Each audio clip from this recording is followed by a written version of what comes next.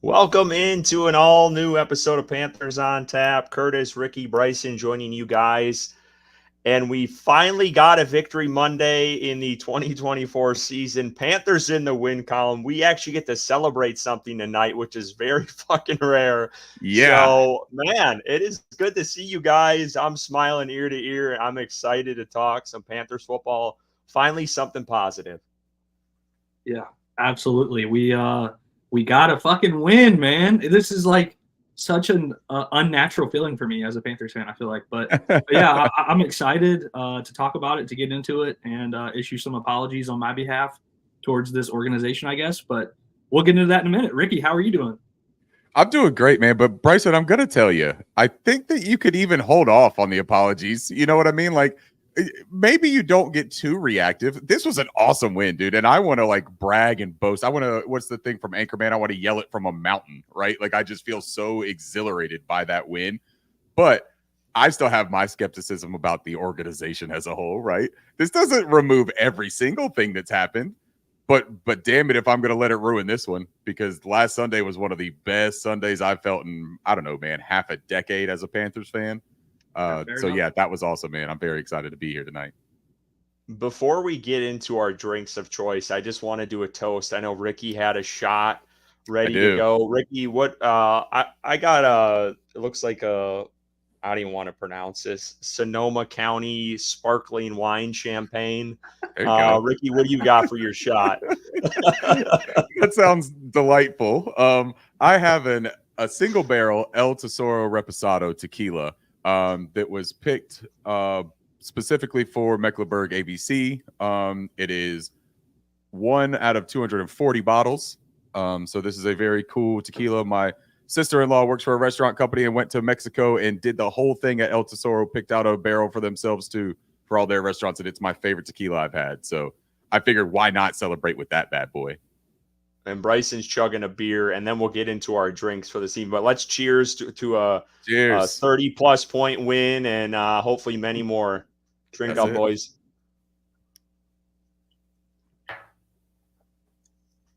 Oh, yeah. It's good stuff. All right, so what do you guys got for beers tonight? I guess I'll start. I tried to step up my game because I hear people talking shit, and so I went to Total Wine and More, Ricky's Honey Hole, and I found this Toppling Goliath Brewing Company. It's out of, I think it's somewhere in Iowa, Decorah, Iowa, and it's called King Sue. I don't know if you guys can see the can. It's got like a red and orange dinosaur on it. I thought the can was kick-ass. It's a double IPA. But in the description at the store, it said this citrus double IPA has got a ferocious bite. It'll make your followers cheer and your enemies crumble. And I feel like the Panthers made the Raiders crumble this weekend. So I thought it was fitting, and it's actually pretty good. I'm starting to come around. I think more and more I drink IPAs, I start liking them. So, yeah. Look at that. It's got. Bryson, you want to go or you want me to go? Why don't you go, Bryson? Okay, yeah, I'll take it. So I'm drinking a beer. Not yet. I'm chugging this Thank You for Existing beer first, just on Andy Dalton's behalf. Thank you for existing. And then the beer that I will be getting into it's called Hive Fives. It's from a brewery in Charlotte called Heist Brewery. I don't know if you're familiar with that, Ricky, but I am. I got one too for you. Oh, okay, Look perfect. It is a hazy IPA made with honey, and that is what the can looks like. So Hive Fives for all the Panthers players out there on Sunday. Great game, great win. Hell yeah. So the first thing that I have is from Heist Brewery, and it is a Keller Pils, 5% alcohol, unfiltered Pilsner, and it's called a freaking Lager Beam. I guess it's supposed to be Lager Beam, but Lager Beam is what I'm going to say, like a laser beam, because Andy Dalton, the Red Rifle, was out there just pew-pewing all over the field in Las Vegas. So in honor of his laser beams, I figured that was a good one. And just in case we go over an hour, I do have a backup, buddy. And this is from one of my favorite IPA breweries in Asheville, Burial Brewery, and it's called Enlightened Aren't We All? This is a 7% beer, double dry hopped IPA. And I just think it's kind of fitting, man, because don't y'all feel a little bit enlightened about everything that we realized this Sunday when it comes to these Carolina Panthers? There's still work to be done, man, but we can obviously see that there is at least somewhat a light at the end of the tunnel here in Carolina. That was a competent game, so I figured I would celebrate a little bit. Perfect. Love it. And we got Zach in the chat. He's been tuning in, it seems like, every episode. So we do appreciate you. And he's drinking. Zach, let us know what you're drinking. Oh, natural. Okay. I should just read your actual comment. It would help. I love that. Hey, look, I love that you're drinking Natty Light, man. Trashy class it up. I don't mind. I prefer it on tap, obviously, like most beers. But that was a college drink for sure. We got Christian Johnson here. He says, "What's up, fellas? I was at the game. Lucky for you. I would to be at that game, especially Vegas. I mean, that had to be one hell of a time. It was nice seeing all the Raiders fans leaving in the third quarter, hit the strip after, and had a blast. Yeah, we're jealous, Christian. But we appreciate you tuning in tonight, and we got a lot to talk about. So let's get into it. Let's just start. I mean, the Panthers, obviously, big win against the Raiders. What were your guys' overall observations of Andy Dalton? And I guess, Ricky, we'll start with you. Man, I was very impressed. I think that all of us probably anticipated it being a more competent offensive approach because you're getting a veteran quarterback. And that's not a slight to Bryce Young as much as it is just a tip of the hat to bringing in a guy who's played NFL football for a long time. I worried a little bit about his rust coming in without any game experience in 365 plus days, right? That was something that I was very timid about coming in to be excited about. I think that his understanding of Canales' offense and leverage and his pacing of his drop and his footwork, man, I mean, that's the thing that I noticed, and maybe it's because it's that direct start comparison to what we had seen the first two games with Bryce Young, and it's kind of what caused all the problems in my mind. So I paid attention to that really closely, and I was so impressed with the subtle movements within the pocket. Talk about stepping up into it. Talk about moving one step to the left and the timing, the rhythm that he played in, man. I mean, he had a bounce to it off the back foot directly into it. The thing about Andy Dalton that I noticed, man, that I wanted Bryce Young so badly to get into this season, he was always ready to throw the ball. His body was in good position to throw the football, even on the off-platform touchdown that he threw to Deontay Johnson. Go back and watch it. He's off of 1 foot and he's throwing that thing, but it's in rhythm, man. It all makes sense. He was cohesive. I love it for him. I love it for the Panthers. I loved it. I hate Adam Thielen had to take that shot to get the touchdown and end up on the IR for it. But every single Panthers player, it looked like to me, played their asses off on Sunday, and that's about all I can ask for, man. Before we get into that, Salesman here, as I jump Bryce's comment, Salesman, he's up in D.C. right now. He said he's had 7 diet beers. I'll tell you what, Salesman, those wings you posted online, I don't know where you're at. Let us know what restaurant you're at, but those look damn good. And enjoy those beers, and I appreciate you tuning in. Bryson, overall observations of Andy Dalton in his first start in 2024. Yeah, I mean, if you want to put James Hines' comment up on the screen here, I was going to mention QB School, JT O'Sullivan. Watched it. I'll start with my observations and go into that one. Obviously during the game, I was at a work conference, so I missed the third quarter, rewatched the whole game, trust me. I was able to see everything. Just excited, man. He was extremely decisive back there at that quarterback position behind a very strong offensive line. My God, the turnaround, the signings that Dan Morgan made this offseason to really improve it has really done that, and it's been impressive what they've been able to put on the field. But Dalton, yeah, I mean, it's exactly what we needed back there. We were able to see what these wide receivers have, especially Deontay Johnson having a career day, his best game ever as a pro. I mean, I can't think of another word besides excited. And then going into that question about the QB school, I did watch it. I don't know if you guys had a chance to watch it, but Dalton got away with a couple things. He got lucky on some throws, especially the one to the sideline. I don't know if you remember.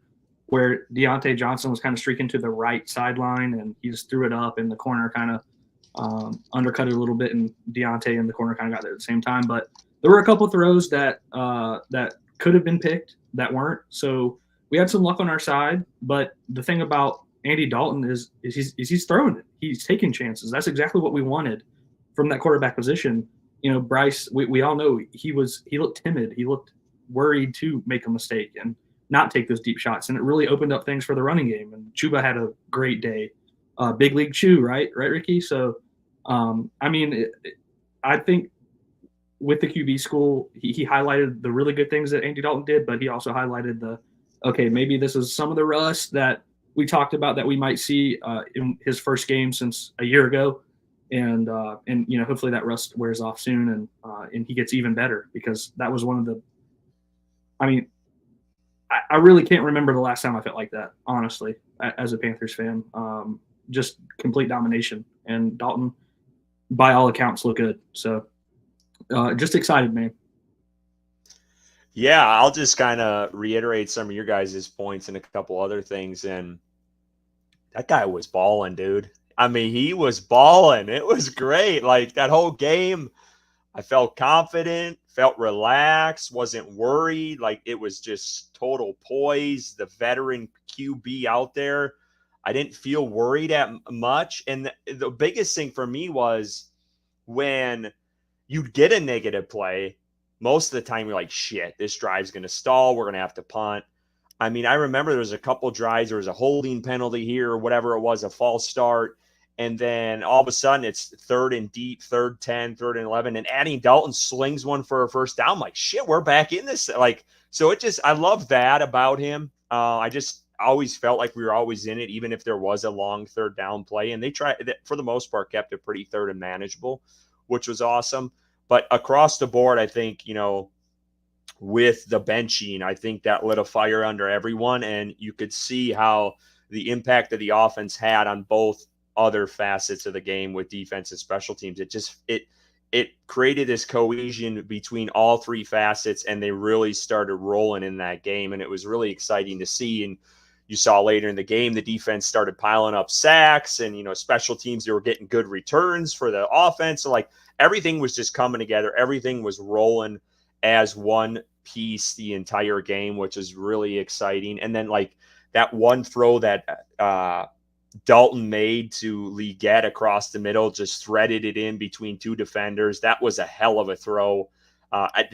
Those throws, Bryce, he wasn't attempting it even. So like to see that, and then the one Ricky mentioned off his back foot when he rolled out, I was worried when he rolled out. I'm like, where the hell is he throwing this thing? And all of a sudden Deontay comes out of nowhere in the corner and I'm like, it was great. I'm definitely drinking the Kool-Aid right now. I love it. And it was a fun one. It was an ass kicking. It wasn't like a 20-14 game. I mean, it was just, they just kept rolling and rolling. And then at the end of the game, Canales got to do what Canales wants to do with this team and just pound the rock in the fourth quarter and run this one out and, you know, get the victory. So yeah, it was exciting all around. I loved every bit of it. Any other guys we can kind of talk about, you know, outside of Dalton that really stuck out? I know, you know, Bryson mentioned Big League Chew, but, you know, some other guys you guys saw, whatever on either side of the ball. I kind of wanted to, I think MJ was kind of an obvious. Mike Jackson was outstanding in the game, I thought. I know they were targeting him a lot, and towards the end of the game, he was giving up some, you know, 7 to 10 yard receptions, but for the most part, I thought he played really well for a guy that was thrust into things very late in training camp. I thought he played really well. I won't say any more because I know you guys. I'll let you guys say a few. But Ricky, any guys that stuck out in this one? Yeah. So real quick before I give my couple of guys, you pointed out something that I think is so important to point out, and that's the way that the offensive success and the confidence on that offense affected all three phases of the game. Because honestly, man, football is such a connected game, right? Like it is. I was saying it to somebody tonight. It's almost like its own ecosystem. It's a symbiotic relationship. And when one part is sick, everybody else plays or feels awful, right? So that's such a great point, man. I love that you pointed that out. Actually, Pineda Tempest, said it right here, right before I could even get my point off. Where did he say it? Here he is. Oh, I'm sorry. Tremble's. No, you're good. You're good. Tremble's blocking. I thought that Tommy Tremble played a really good football game. He had one assignment I think I saw, and actually I think it was JT Sanders that ended up cleaning it up for him by on that pull block where he came across the line of scrimmage and picked up the miscommunication by Tremble. But outside of that, I thought Tommy Tremble played a terrific game, and I think that you can tell that in Canales' scheme, we saw Cade Otton last year have success, right? And Cade Otton isn't any kind of threatening receiver necessarily. I think that Tremble's going to be able to replicate that. And I think that he's tight end one. We talked about it before the season. And I know we all got really excited about JT Sanders. Sanders still has a lot of work to do in the blocking part of his game. And Canales can say it as much as he wants to that he doesn't need his tight end to block. In football, you need your tight end to block. Like that's just the bottom line of it, especially if you want to be stubborn with the ground game, which I believe he does want to do now, right? Like that was a really cool thing about Sunday too, man. A lot of the questions that we asked on this show last Wednesday, there was almost direct answers for.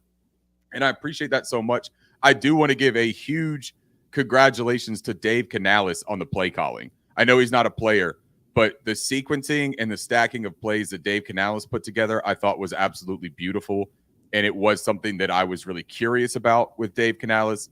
I think this is exactly why they make the change, is because you found out so much about this team and the individuals. Now, look, this is also important to note. We talked about this last Wednesday, too. It was a letdown spot. This was a spot where this team was supposed to step up, right? Like this team had every reason to. We'll keep an eye on everything going forward. But Robert Hunt, I mean, you want to talk about paving the road for his guys, him and Damian Lewis. And I saw a salesman said something up here about the Damian Lewis injury. I know that we'll get into that.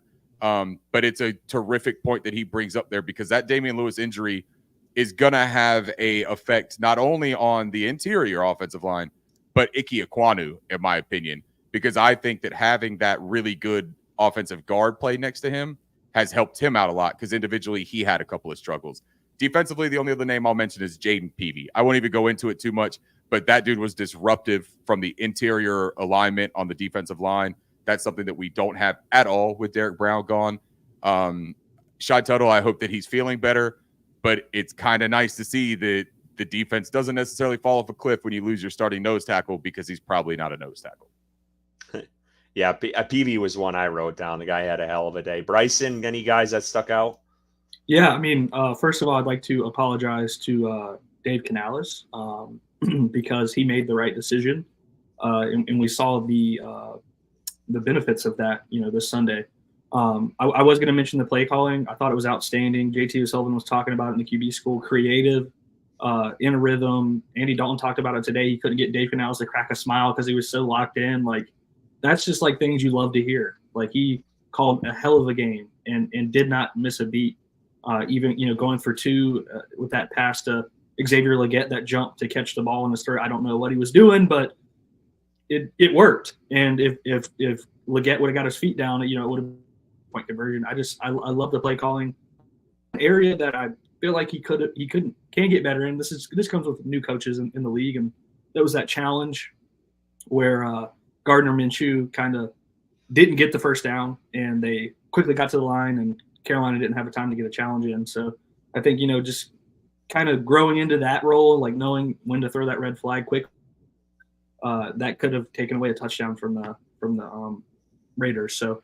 And then just as a whole, I'd like to shout out the run defense, right? Like, this was a defense that was giving up 199 yards, and albeit this Raiders rush game isn't the best, honestly, one of the worst, but the run defense has struggled all year, and they came to play. I mean, they were stout, and Jaden Peavy, one of them as well. I think that they all played really well in the game. DJ Johnson, I felt had a good game. He was kind of a little all over the field, making tackles. So, and then Clowney got his first sack, right? Clowney finally getting on the board. That was cool to see. The Jordan Fuller injury is going to suck because he had a rough week 1, but he's been really good week 2 and 3. So I'm sure we'll get into it later. But yeah, I mean, that's going to hurt. And I know they made some additions from the practice squad. Your guy, Damani Richardson, maybe he gets some playing time. I don't know, but I'm sure Nick Scott's going to fill that void mostly. But yeah, I think the defense had a good game overall, really made Gardner Minshew's life hell, and I like that. And the offense, when it comes to third and long, like you were talking about, Curtis, I remember there was a point in the game where the broadcaster was like, this Raiders defense hasn't given up a 3rd and 10 plus all season. And then like literally 3 seconds later, that's when Andy Dalton hit the Deontay Johnson pass on 3rd and 14. And I was like, damn, dude, every time Dalton threw the ball, I felt like it was going to be completed. I felt like it was going to be a big play. And I just haven't felt like that in a long time. So thank you to Dave Canales. Thank you to Andy Dalton. You know, maybe I'm not as smart as I think I am. Yeah, I'll fall on the sword. Kudos to David Tepper for pulling the plug on Bryce Young. Since I was look, he won't let it go. So I'll give him there, but I'm not going to apologize to David Tepper because he's been giving us hell for 7 years. But back to some of the other guys and Zach Griffin, and this was one I was going to touch on. And that's J.C. Horn. I mean, he had Devontae Adams locked up all day. He had a couple of catches, nothing of significance in this game, but I thought he had a hell of a game. And then Deontay Johnson. I mean, this was a guy we were all waiting on for that breakout. We all saw it in training camp. The guy was always open, and 100+ yards, the most receiving yards he's had in the game. I don't know the exact number on that if one of you guys want to look it up, but he had a hell of a day and just dominated all over the field. And it's good to see him happy, him smiling, because, you know, you see all the stuff that he dealt with in Pittsburgh, and, you know, this guy was an off the field issue and a locker room issue. He comes here, and I felt like that humbled him a little bit. And, you know, he had a really good day with Andy Dalton, which was good to see. And I hope build off that. And, you know, I tweeted this out early. Thank you, Pinata Tempest. 8 catches, 122 yards, and a touchdown. And I tweeted this out, and I think a couple other, you guys might have done the same thing. As I think they need to lock this guy up. I know it's one game. I understand it, but I do just what this guy has done in the past with his separation and what he's known for. I think there's value there. And if, you know, this continues success on offense, his number is only going to go higher. So I feel like at this point, it's wiser for Dan Morgan and Brant Tillis to try to come to terms on something before the season's over with. What do you guys think on that? Absolutely agree. And Christian Johnson's point as well. He could have easily had 3 touchdowns on Sunday, very easily. Like the one where Andy Dalton missed him high, wide open in the back of the end zone. You know, Andy Dalton was pressured, and then he dropped the kind of fade route that they threw, which would have been a tough catch, but very easily could have had 3 touchdowns. I agree. They need to lock him up. They need to do whatever they need to do to get finally for – you know, they did it with Derek Brown, but they waited until his career year to extend him. But get ahead of these things before he continues to have these games with Andy Dalton at quarterback and the price continues to go up. Like, approach him and see what he's at right now. You know, he might not want to because, honestly, probably a smart business decision for him to wait, but especially with the way he looked Sunday with this quarterback at the helm. So, but if he's willing, then absolutely I would be 100% behind that. Lock him up. He looks spectacular. I mean, he's a great route runner, pretty much been catching everything, and looks to be the part of a number 1 receiver. I like Deontay Johnson a lot, and I think he showed exactly why the fan base was as excited about the acquisition, right, when we got him. Watching him play the wide receiver position is different than watching anyone we played the wide receiver position in Carolina since DJ Moore. And I'm not saying that they're the same player, but they give you the same feeling of he's probably going to be able to get open, and he's probably going to make something happen if he catches the football too, right? And that's not, I think, something that we've had that sentiment of anyone. Adam Thielen has been consistent with his hands, but we all kind of expected that once he caught the ball, that was it. Like, you knew how many yards that reception was going to go for because that's where it was thrown to, and then he goes to the ground. Deontay Johnson showed that after catch creativity, the agility. My thing about signing him, like if they were to approach him right now and say, hey, we want to sign you this week, right? We want to wrap up an extension before the game. I want to see a little bit of consistency from it. And that's not because I doubt Deontay Johnson, but that's because in a vacuum, this game was so emotional and so perfectly set up that I want to see how a regular stretch of 3 or 4 games goes. Now, that doesn't mean I would wait until the end of the season, right, where you could see all of his production. And Deontay might be motivated to get it done at some point during the season because, God forbid, an injury happens, right? Or an injury to Andy Dalton happens, and it's Bryce Young or Jack Plummer time, because that could completely change his trajectory for the season as well. But as long as Andy's out there dealing, I'd give him a couple more games, man, and then maybe approach him, because, Brant Tillis can definitely work his salary cap magic to give him a really big chunk on a signing bonus. That's how you avoid it hitting the cap, so you don't have to worry about like the $8 million or whatever that we have reserved right now. He could give him a gigantic signing bonus and then push it until next year. You know what I mean? Kind of stifle that payment system. But yeah, man, look, dude, if they want to do it, I'm not going to have a problem with it because he's a confident wide receiver.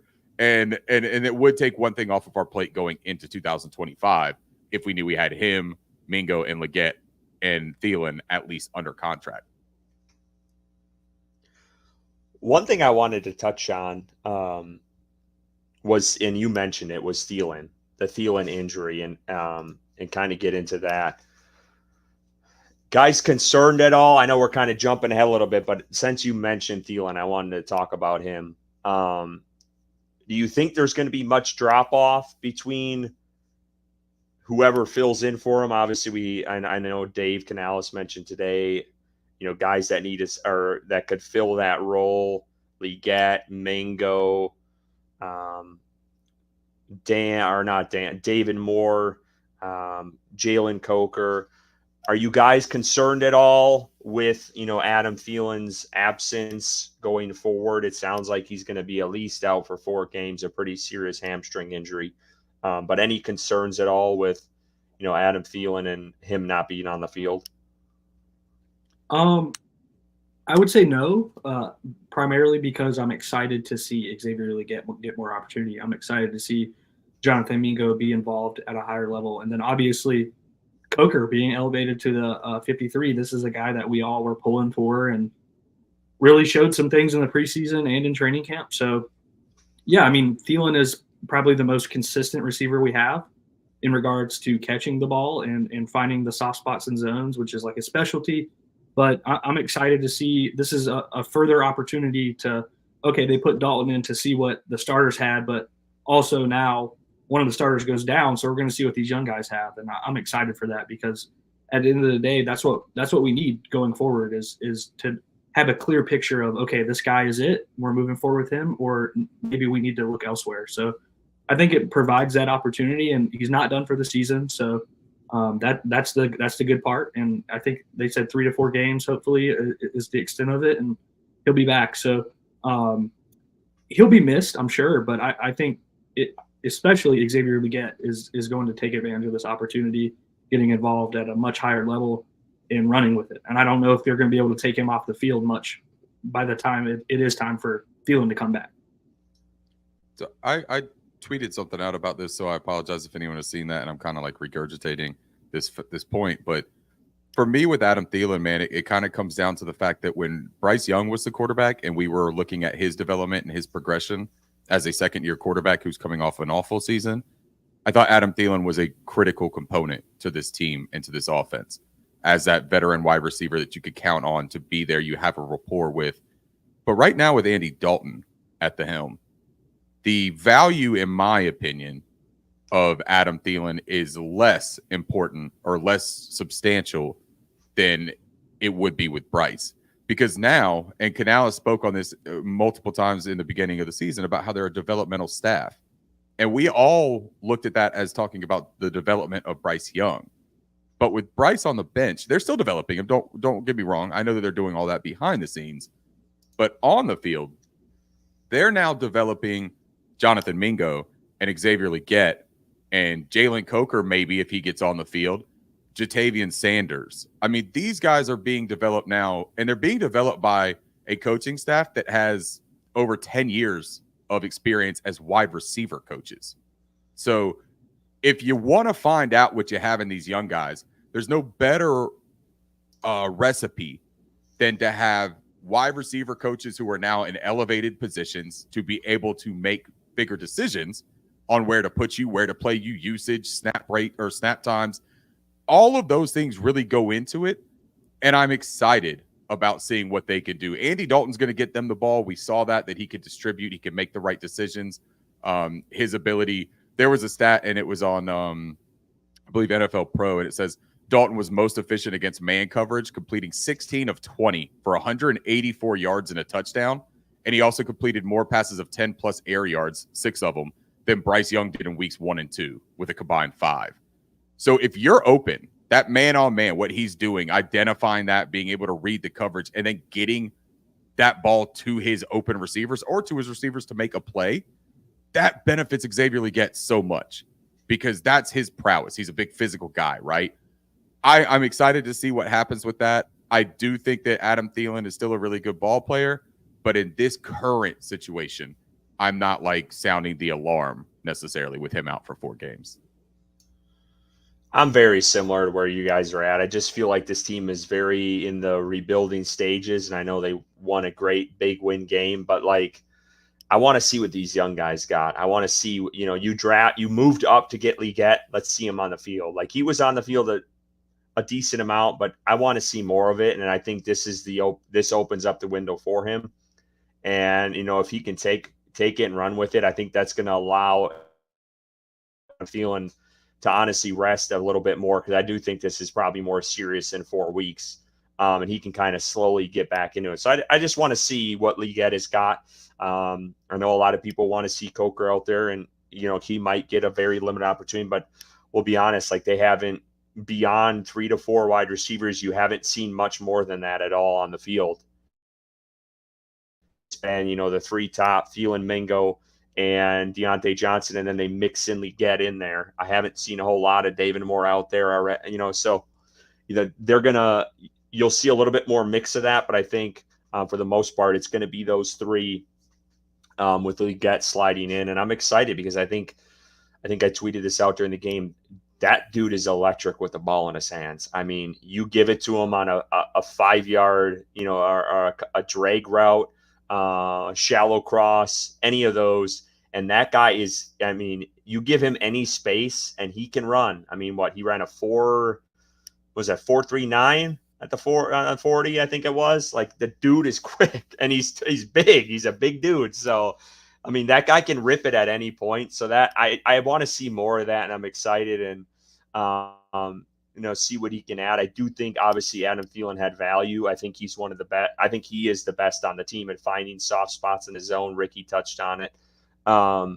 So that could hurt a little bit, but let's see what these guys got. And, they brought Adam Thielen in because, they need to see what these wide receivers can do for this team, because, Bryce wasn't really throwing him the ball. So there's value in that. We need to see what these guys got, and they moved up in the draft for him. So I'm excited for all that. I do want to kind of backtrack a little bit because we talked about the tight ends. And I agree with you guys. I think Tremble had a hell of a game. I know I've been hard on him. I thought he played really well across the board. I thought JT Sanders had some, that one play, I'll never forget it, where he was swinging out on a play and he ran right into Moat and basically blocked him. And I'm like, what are we doing here? So just a rookie mistake there. But then he also had that one that I can't remember who shared it online, the video, but he had a really nice pickup block that helped Andy Dalton give him some time to throw a nice pass. So, you're going to get that with the rookie. As long as we're not seeing 80 out there, I'm happy. So I think, getting him more reps in there and Tremble, I think they obviously love to have him back, and he's played up to the what they're expecting. So that's been good. But just tight throw windows. I'll stop rambling here. We were talking about it. Andy Dalton was accurate on 6 of 11 passes in tight windows on Sunday. We have not seen those numbers in like forever. So it's just a breath of fresh air for what he provides as a veteran moving forward. Bryson, any comments at all? Anything else you guys want to discuss about the offense or anything defensively in this game, things that you guys saw that you really liked? I agree with Ricky and the play calling. I thought that was outstanding by Canales. Yeah. 2 quick points. Tommy Trimble's tight end 1, like I said all off season, and I think we saw that in this game. And then another quick point. I remember rewatching the game, and I took a note of it. With 10 minutes left in the second quarter, they had already completed more third downs than they had in the first 2 games. So I thought that just watching that game and just seeing that, man, it was just it was a breath of fresh air. It really was. Like, I actually enjoyed watching a Panthers game, and I can't remember the last time I was able to say that. So those are my last 2 takeaways. Tommy Trimble, I might get that jersey soon. And I'll finish up just real quick on the wide receiver thing, because Salesman brings up a good point here on that big 35-yard gain to Leggett. He found a soft spot and he settled down in it, right? And the other part that kind of ties into that is with Jonathan Mingo, where a lot of us, or at least me personally, had such issue with Jonathan Mingo last year was his spatial awareness on the field and knowing where to be, his urgency to get to his spots, and the way that also affects the timing of the entire concept of a play. He didn't seem to grasp that from an overall conceptual standpoint. So now throwing him into this bigger role, especially because, look, man, his more natural fit is as the power slot. He's not an X or a Z receiver by nature. He can use his physical mismatch as a power slot to really enforce himself on others, right? And I think that what we're going to find out here is all of that talk about him having progressed so much and looking really good in camp. Was it just physically that he looked good, or did the game kind of start making sense to this kid, right? And we're going to see that. Like, you're not going to have a choice but to see that, because he's going to be in that role. And Xavier Leggett is going to be in that role. And there was so much question about Xavier Leggett's refinement at the position as opposed to his raw talent and capabilities. We're going to see all of that unfold, and that's a good thing, man. And we also can gauge it from right now, week 4, early in the season. We get 4 weeks. So at week 8, week 9, I want to have this conversation again. And I want to point to examples of, look at how this coaching staff has gotten this player comfortable and ushered him forward as a player. That's what I'm looking for, because last year we didn't see it. That catch that Jonathan Mingo had where he threw his own ass out of bounds line for no damn reason. Like, he just felt like throwing his ass in a Burkle all the way outside. He didn't have to do that. But that was in like week 11 against the Titans, right? So where was, or whatever, I can't remember which week that was, man. They all felt like week hell. But that was later in the season. So that coaching staff, this all-star coaching staff, had a lot of time with that young kid. They could have like kind of pinpointed some things that they saw in practice. We know what it is now. Let's see what Canales and Brad Idzig do, man. And I'm excited for that. One last thing. Can I finish one last thing? Yeah, go Sorry. ahead. I'm really sorry. I had an idea and I wanted to say it earlier because you brought up JC Horn and we're talking about how good he looked. You know, I'm a nickname guy, right? So I've been workshopping a JC Horn nickname in my head. He does the seatbelt thing. How about click it or pick it? I like it. I like that. I like it. I like that. Oh, yeah. You need time for a graphic, Ricky. Time for a graphic. I'm going to finish up this bottle of tequila, and there will be some sort of seatbelt graphic out there on the internet tomorrow. Let's do it. I wanted to touch on Mingo while you were talking about it. I don't know. I get it. And he's, he was wide receiver 3 with Thielen in there. You haven't seen much from him. You really haven't, from a wide receiver screen or you haven't seen a whole lot from him, and maybe that will bump now that Thielen's out, but I'm just worried that guy's starting to fall behind a little bit. And you saw the hype in the offseason with him working out with Steve Smith, and then you have a fumble. I want to see wasn't that week 1 when he fumbled it? Twice. I don't know. I just have concerns with him. I really do. And I feel like he's a big confidence guy. And when his confidence starts to get broken down a little bit, I feel like he kind of wavers. So I'm a little bit concerned with him. I hope Leggett kind of takes that step up and he overshoots him in that role. And, he takes a bigger role in this offense, and he's still at that 3, because that does concern me a little bit with Mingo. There was another person I wanted to talk about real quick, and now I'm blanking on it. Let me see if I had it here. Well, Oh, yeah. I want to talk about the offensive line because we talked about Robert Hunt. The guy had just manhandled dudes on Sunday. And Crosby, Max Crosby, the league talks about him. Bryson loved him last year. The guy Still is love him. dominant. There's no doubt about it. But him on Sunday to have 0 sacks, and I think it was either 3 or 4 pressures, is outstanding by this offensive line. And I get it. He was kind of nursing some sort of injury in that game. But we all know the guy's a freak. Like, he's going to go out there and play if he's got one arm. Like, that's just the type of dude he is. He's going to go out there and wreak havoc. And he was stonewalled by this offensive line, which was outstanding. And then everyone else on the Raiders defense, they had, if I'm looking at this correctly, they had 6 pressures only. So, like, this offensive line, for how much shit we gave them last year, hats off to Dan Morgan.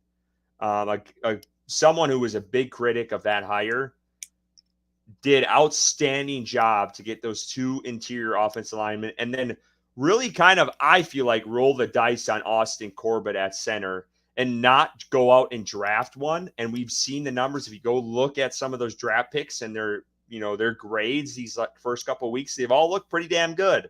Top tier centers. But those, like, to gamble on that and not take one of those guys, Austin Corbett has, stepped up to the plate. And then those 2 interior guards that they got. I mean, again, the offensive line has been outstanding. And I can't believe I'm saying that, because like the last 7 years has been hell for that group. So I just wanted to reiterate that and touch on that, because I think they deserve a lot of credit. Yeah, they really do. And to your point, Austin Corbett is the highest graded center in the NFL in true pass blocking sets per PFF. So I think all of us had concern with him not playing that position. He tried to qualm it a little bit. We were like, we don't really believe you. We saw the snap issues in training camp, and then he comes out and just completely balls out. And another guy that we didn't really talk about, and we haven't said his name much, and that's a good thing, is Ike Mekwonu at a left tackle.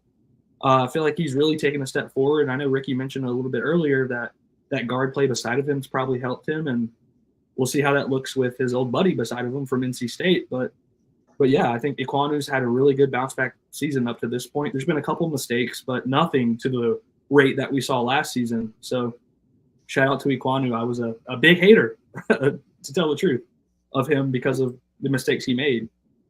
Go ahead, Ricky. No, I was going to say, wouldn't it be awesome? Because listen to what we're all doing here.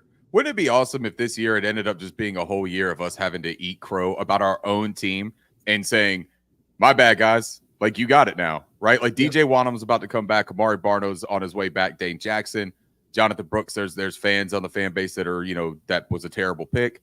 Like, it would be the most almost serendipitous thing in Panthers fandom history for us to be coming into this year and lose Bryce Young within 2 games, and not because of some injury, but because he kind of lost himself, and us end up having to go on this apology party for the rest of the team that we didn't have as much faith in that we had in Bryce Young. I'm here for it, man. I'll apologize. I'll say whatever I need to say and admit that I was wrong about anything if it means that this Carolina Panthers team is going to keep playing football like they did on Sunday, because that's a lot of fun. And we're all just fans at the end of the day, man. These are the guys that are going out there working their tails off. They get paid the money to do it too. So yeah, there's expectations. And I did want to just mention Zach's comment here. I know you just put up his other one, but he said something about, oh no, that's not the one. Where was the one he said about the XL and the horse? If X doesn't come out on a horse for player intros, the Panthers are missing out on an opportunity. I think that's a terrific idea. But if you watched his thing with Debo Samuel, he just did a podcast with Debo, and I think it was on Bleacher Report. They asked him what his celly would be if he gets his first touchdown celebration. And he pretty much said he's going to throw that leg over like he was getting up on that horse and he was going to ride that thing. So we got to get that man in there. I love it. Everybody needs that, man. Yeah, that would be awesome. That's outstanding.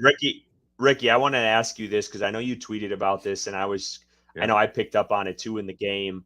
And let's talk about Trevin Wallace for a minute, because he got some more playing time in this one. and they were almost using him as an edge rusher in this game in parts of it. What were your thoughts on that? I don't know. About it. I don't know if I was a big fan of that. I feel like he's good in that middle spot, but what were your thoughts on him getting some more playing time? Yeah, the same as you there, pretty much. I applaud the initiative of Ejiro Evero and that staff to look at their roster and say, Trevin Wallace is a dynamic player. He's got abilities that some of these other guys don't have. He's got speed. He's got nastiness. But using him on the outside is not utilizing him to his skill set and his best position, in my opinion. And I do like the idea of trying to get speed out there because he had already mentioned wanting to get faster on defense. But you're neutralizing what he's good at when you're asking him to do something that he's not necessarily good at. Now, he got to the quarterback in college, but he did so from blitzes and reading and reacting and getting there from the middle, right? That's a different ball game than winning one-on-one with an outside tackle. Like, you think about just where you line up and how much space there is and the time it takes against that, opponent. That's a way different ball game than being behind the nose tackle or behind the 3 technique and coming through when they're occupied with that block. You're getting one-on-one treatment a lot on the outside, and that's not his strong point. Not yet. Maybe he could develop into it. I almost feel like what that was them saying, so is he more Frankie Louvu or is he more Shaq Thompson, right? Like, let's find out what kind of ball player this guy is. And I think from my standpoint, man, I didn't need to see that, but I think that's Evero saying we needed somebody to kind of give us a spark. We don't have anything on the edge outside of Jadeveon. And that's also kind of an indictment on DJ Johnson, in my opinion, if you want my honest to God opinion, is that not giving him some of those reps makes you feel like they take him out situationally. They keep him in for run downs, man, and they take him out on pass rush downs. That's damning in a little bit to me. I hope that he develops. We also just saw that they cut Ikuleodu off the practice squad. Like, he's not even a practice squad guy anymore for us. So they're clearly trying to figure out something with this edge. When DJ Wanham and Amari Barno get back, they're going to take those spots anyways. Like, those are the guys that they want to be their edge rushers. So, tread water until then. Yeah, and just to add something I just want to go ahead. Just add something real quick. I think the reason that Trevin Wallace isn't able to see the field at his desired position here we go. Because here we go. My guy, Josie Jewell, 2 weeks in a row, he had a terrible week 1. I cannot deny it. It was bad. It was getting swallowed up by running backs. Come on now. it was week 1. But 2 weeks in a row, Josie Jewell has looked really good. Really good. Albeit, this week was against a not so great Raiders team versus probably not the best skill position players, but Brock Bowers was kind of non-existent. He did have a couple catches, but nothing to the level that we saw prior versus the Ravens. Josie. What were they doing with Brock? I wasn't even out there. It seemed like why weren't they trying to feed this guy the ball? I don't sense. Know. I think it's because your boy Josie Jewell was disrupting some things, but yeah, he's had 2 really good weeks in a row. Let's keep stacking them. He's making it hard for Trevin Wallace to see the field because he's playing well, and I'm not mad at that. I think Trevin Wallace has significant talent, and I think that he's going to develop into a really good player. But the guy in front of you is playing well. There's no reason to make that switch right now, and maybe they do later on in the season, but Josie Jewell has looked good for the past 2 weeks. Before you wrap up, Bryson, I just wanted you to see the tweet that I put up for you. I wanted to make sure you said hello to Edgar personally. Edgar, my guy. Yeah. Just want to make sure, acknowledge him in public, man. Give him the due, My guy. Curtis, did you want to turn on that saxophone music or anything, or we'll just wait till later? It'll be all right. No, I'll try to turn that on. We'll get. But what's up, Edgar? Yeah, right. You guys step out for a minute. You guys step out. We'll be right back. A short commercial break. Perfect time for a commercial. Oh, man. No, I was just trying to find it. I know Bryson touched on it a little bit, but I wanted to get Ricky's take on Jordan Fuller and his absence and his injury, because it sounded like he was a hammy too, right? A pretty significant hamstring injury too. What are your thoughts on, his play up to this point? And do you think there's going to be a major drop off with the guys behind him? It's really interesting, man, because I think that Jordan Fuller has been pretty terrific in run support. But I think that his coverage has left some to be desired. We know about the big play in week 1, like to start the game off, the miscommunication with him and JC, or I don't even know that you could call it a miscommunication as much as just a misplay by Jordan of biting across the middle. I saw a couple other instances in these last 2 games. I believe it was all in cover 3 too, which is interesting because that's a scheme that Evero has been running more than anybody else in the NFL. That Fuller just seems to be hesitant, man. Like he's not making decisions with conviction in coverage. But Nick Scott coming in, ironically, is a pretty similar football player to Jordan Fuller, as opposed to like what he does well and what he could do better. And that's he's a physical safety. He's a downhill player. He's not afraid to get mixy with the big guys down at the line of scrimmage. Coverage wise, I think that he could improve. He's like a 7th round pick, I think, out of Penn State a handful of years ago. So he's got familiarity again with Ev. He's got the revenge aspect against the Cincinnati Bengals this week. And then you saw them also bring up Jamani Richardson, the undrafted free agent safety, who had been regarded as a ball hawk and who made multiple turnover plays.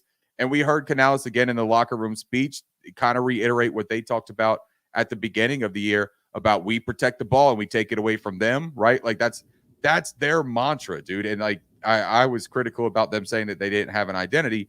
I think that Canales, and this is a whole different conversation, but I think Canales is looking for his identity as a coach, but the team has it. And he's just kind of mixing up what he's looking for here. But specifically Jordan Fuller, I think it's a loss, but I don't think it's one of those gigantic detriments to the team because what we have seen from Evero is his ability to make chicken salad out of chicken shit, right? And that's no disrespect to the guys because I think Mike Jackson's a legitimate football player. I'm not calling him a chicken shit football player, but it's also not a guy that was on anybody's radar to be a bona fide cornerback 2 in this league this year. So he is a really good schematic coordinator.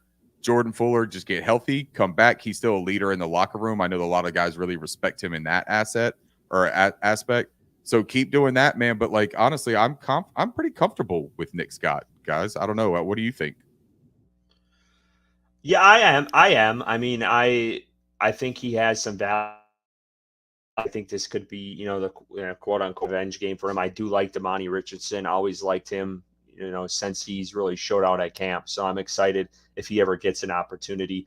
I did see, and I don't know if you guys picked up on this, towards the end of that game, Jamie Robinson got he got in there on some plays as well, which I thought was interesting. We haven't really seen him much. And once that kind of, things kind of getting, I don't know if you want to call it a blowout, but he got some playing time in there. I saw him almost at like the linebacker spot in some of those coverages on defense.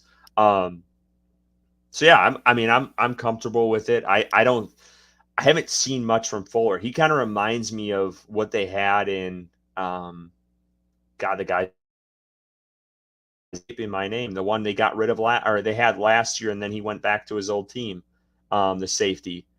Like can anyone help me out here? Who was the guy they got last year and then he went back? Oh yeah, his name's just escaping my mind. He was he's the other Bengals safety. Yeah. Von Hill. God, right? Von Bell. Von Bell. Yeah, Von Bell. Von Bell. Von Bell. So why did we all just struggle to remember that like, guy's name? He was forgetful, dude. Forgetful. Damn it. Because he didn't do anything. That's the thing. Like this guy was supposed to come in last year and like he was supposed to be like a big name free agent and then didn't do a whole hell of a lot. I don't know. That's kind of like Fuller. I feel like Fuller's kind of a lesser name than Von Bell, but I feel like I don't know. I haven't seen a whole hell of a lot from him in these first couple of weeks. But Bryson, I know you kind of touched on it earlier, but anything else on that safety position at all? I'm a little bit more concerned because I think Fuller struggled week 1 similarly. I can't even say the word. Similar to my boy Josie Jewell. He had a terrible game week 1, and he's kind of bounced back week 2 and week 3. I think Fuller is a really important part to this defense in regards to communication and being familiar with the scheme. I think losing the other safety would have been a much bigger loss than Xavier Woods, who is just consistent as hell at that position. But I think Fuller is better than Nick Scott. And I think that we're going to see maybe a little bit of a drop off at that position. I like what I saw in week 2 and week 3 from Fuller. I think he was one of the highest graded players on the defense in week 2 from PFF. And then I didn't see his grade this week, but I think, he's improved week to week in this defense, and he's been important at that spot in communication. But again, the safety opposite of him and Xavier Woods is really the heartbeat of that secondary, that veteran leader. And I'm happy to see he's healthy, because he's struggled with some injuries himself throughout his time in Carolina. But yeah, we'll see what Scott has. Maybe Richardson gets some playing time, but I'm not hopeful on that.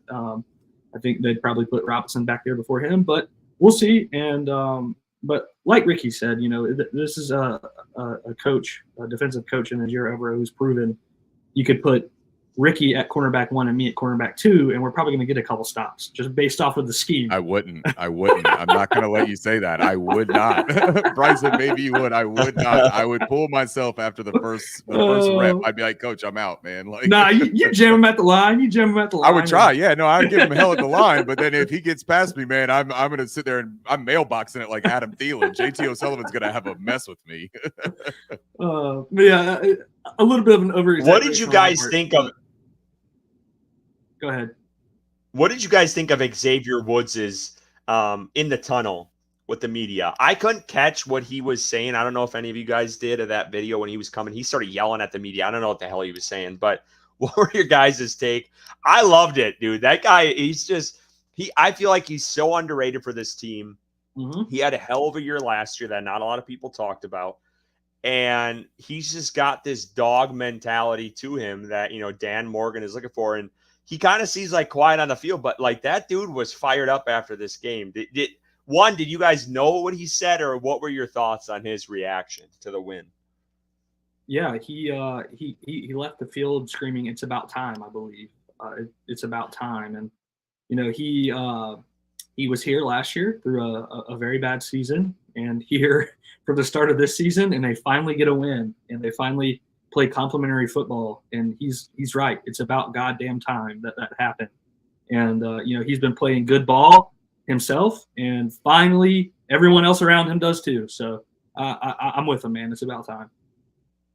What sucks, man, and I've been thinking about this since the Bryce Young benching and hearing just about every single comment that has come from the teammates and the players.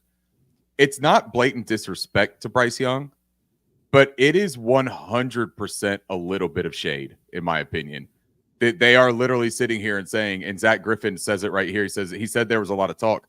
That was his response when asked about it in the locker room.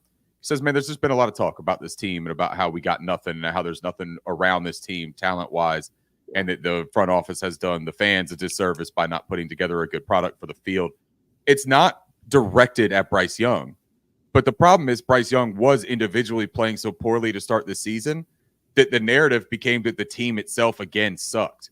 And so I think that he was sitting there saying, we have seen our team play. We know who we have in this locker room. We all believe in each other. I don't think last year there was a lot of belief, even self-belief amongst this team. Like, I know when we had the opportunity to speak to DJ Chark, he was saying something about like, yeah, man, like we all play hard for each other. Like we all like each other and stuff like that. But there was still almost this like hesitation sometimes in the way that he answered it of like, I'm not 100% sure that everyone does think that we're as good as we, have been touted as with this all-star staff and all that they didn't buy in. I think there's a real buy-in happening here. And it's not just to the coaching staff. I think it's amongst teammates. I think these guys are believing in each other. I think that they're playing for each other. And I think that when you get one spot, and again, no shade to Bryce Young, I'm not trying to be shitty towards him here, but when you get one spot that really was underperforming at such a critical position to a team's success, we talk about like that feeding off of each other, all three phases. It just was a damper for everybody else playing that they couldn't get that out of him. And maybe it was a damper too because they wanted him to succeed so much. And they were just bummed out about all that that it just became this like sob fest again through 2 weeks. And now when you get a little bit of rolling going and a little bit of momentum, this team is going to get that belief and that confidence that is going to make them dangerous, man. And I don't mean dangerous as like competing for a Super Bowl, but it's going to make them dangerous to go out there and beat some people that they probably shouldn't beat on a week-to-week basis. And in the NFL, that's a dangerous football team, man, to beat somebody that you have no business beating. Yeah, agreed. Well, perfect, Ricky. I appreciate you talking a little bit about the Bryce benching. Go ahead, Bryson. You're making my segue. You're ruining this segue. Go ahead. Yeah, no, you're good. You're good. Real quick, the comment, which I've seen a little bit of like talk about it on Twitter from Panther Bo, did the entire locker room know Andy Dalton was better than Bryce before week 1? As a group, we all attended several training camp practices, and I can definitively tell you that Andy Dalton did not look better than Bryce Young in training camp. Bryce Young was making deep throws. He was hitting deep crossers. He was being decisive with the ball in training camp. And Dalton was as well, but Bryce still looked really good in training camp. So I think for people to say on Twitter and to say here that this locker room knew Andy was better week 1, I don't think that's the case, because I think in training camp, when I was there, at least for 3 practices, I thought Bryce looked really good. So I think that, he just went out there week 1 and week 2 and struggled and struggled mightily. And that's what led them to the change. And I think also this locker room didn't really see Andy Dalton play. Andy Dalton was hurt in the offseason. Sorry, Curtis, I'm still messing you up here. Andy Dalton didn't even play, so they didn't see him to know that he's better. Good. But yeah, I'm going to get you back there, man. Don't worry. I'll lead it right back into it. The one thing I want to touch on before I lead you back to that late, Curtis, is this comment right here from Joe. It's one game, y'all. Damn. I hear you, Joe. Like, I get it. It's one game. But let us be very, very excited about the one game, right? And also, we had 2 wins last year. And I'm curious of what you even mean by that. I'm going to celebrate every one. I'm curious what you mean by that it's one game. Like, are you saying that it's one game and we shouldn't buy into the team? Because I can hear you on that. This is a Bears fan. They changed their logo to a Panthers. It looks like a Panther looking at us. They're still spicy about my tweet. Okay, never mind. I apologize. So let me get back to that. Let me get back to that lake leading mission that we were on. Did they know that Andy was better than Bryce? I don't think that they vote Bryce a captain if there was any kind of doubt about who Bryce was within that locker room.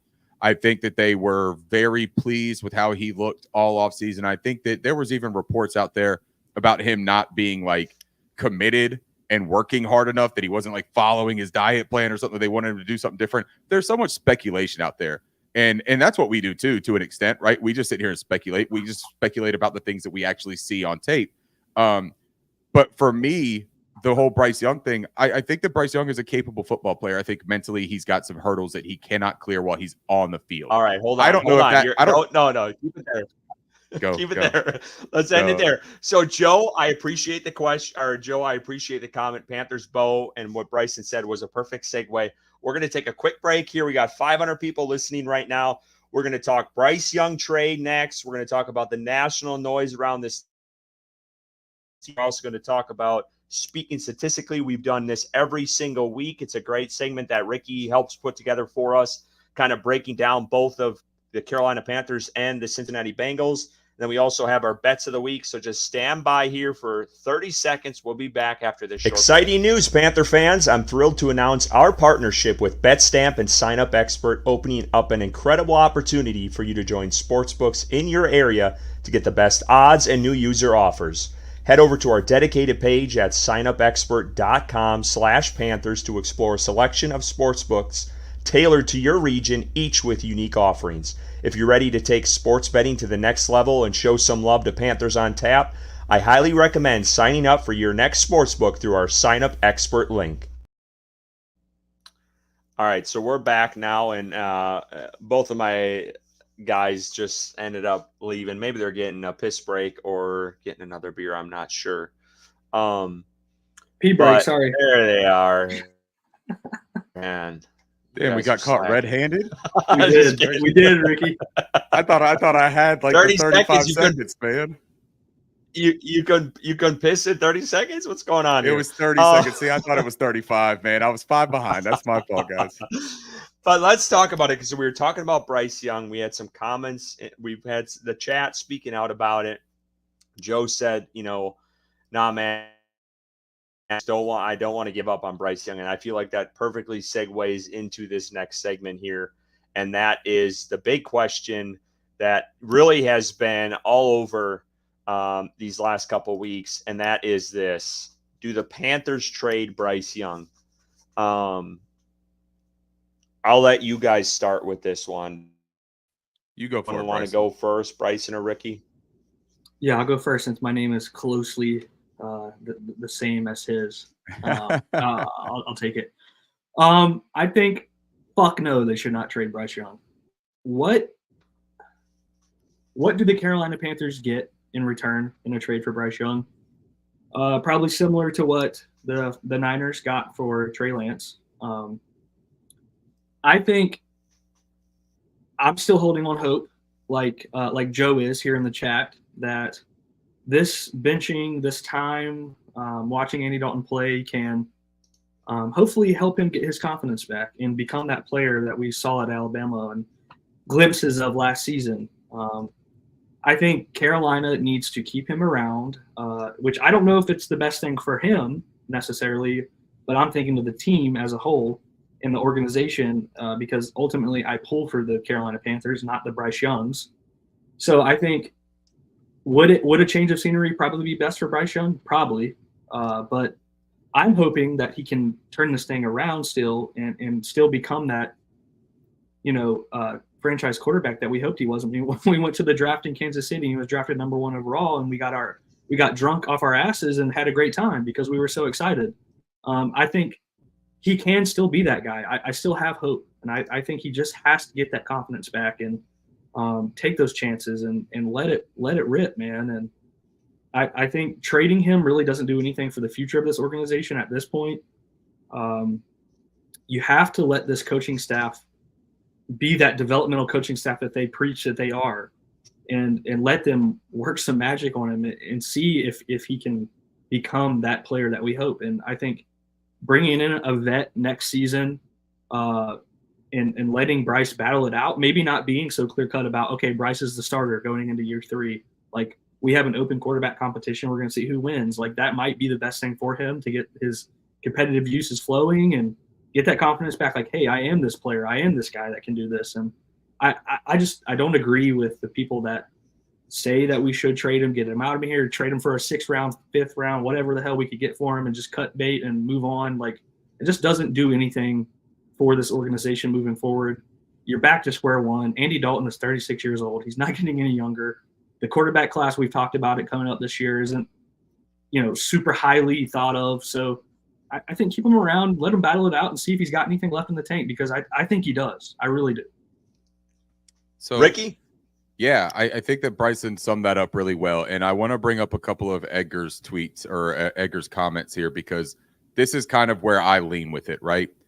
Edgar says that the leaks in Joe Person's thought experiment. Joe Person had a nice article today for The Athletic where he kind of explored hypothetical trade scenarios and what you could possibly get in teams that might be interested in trading.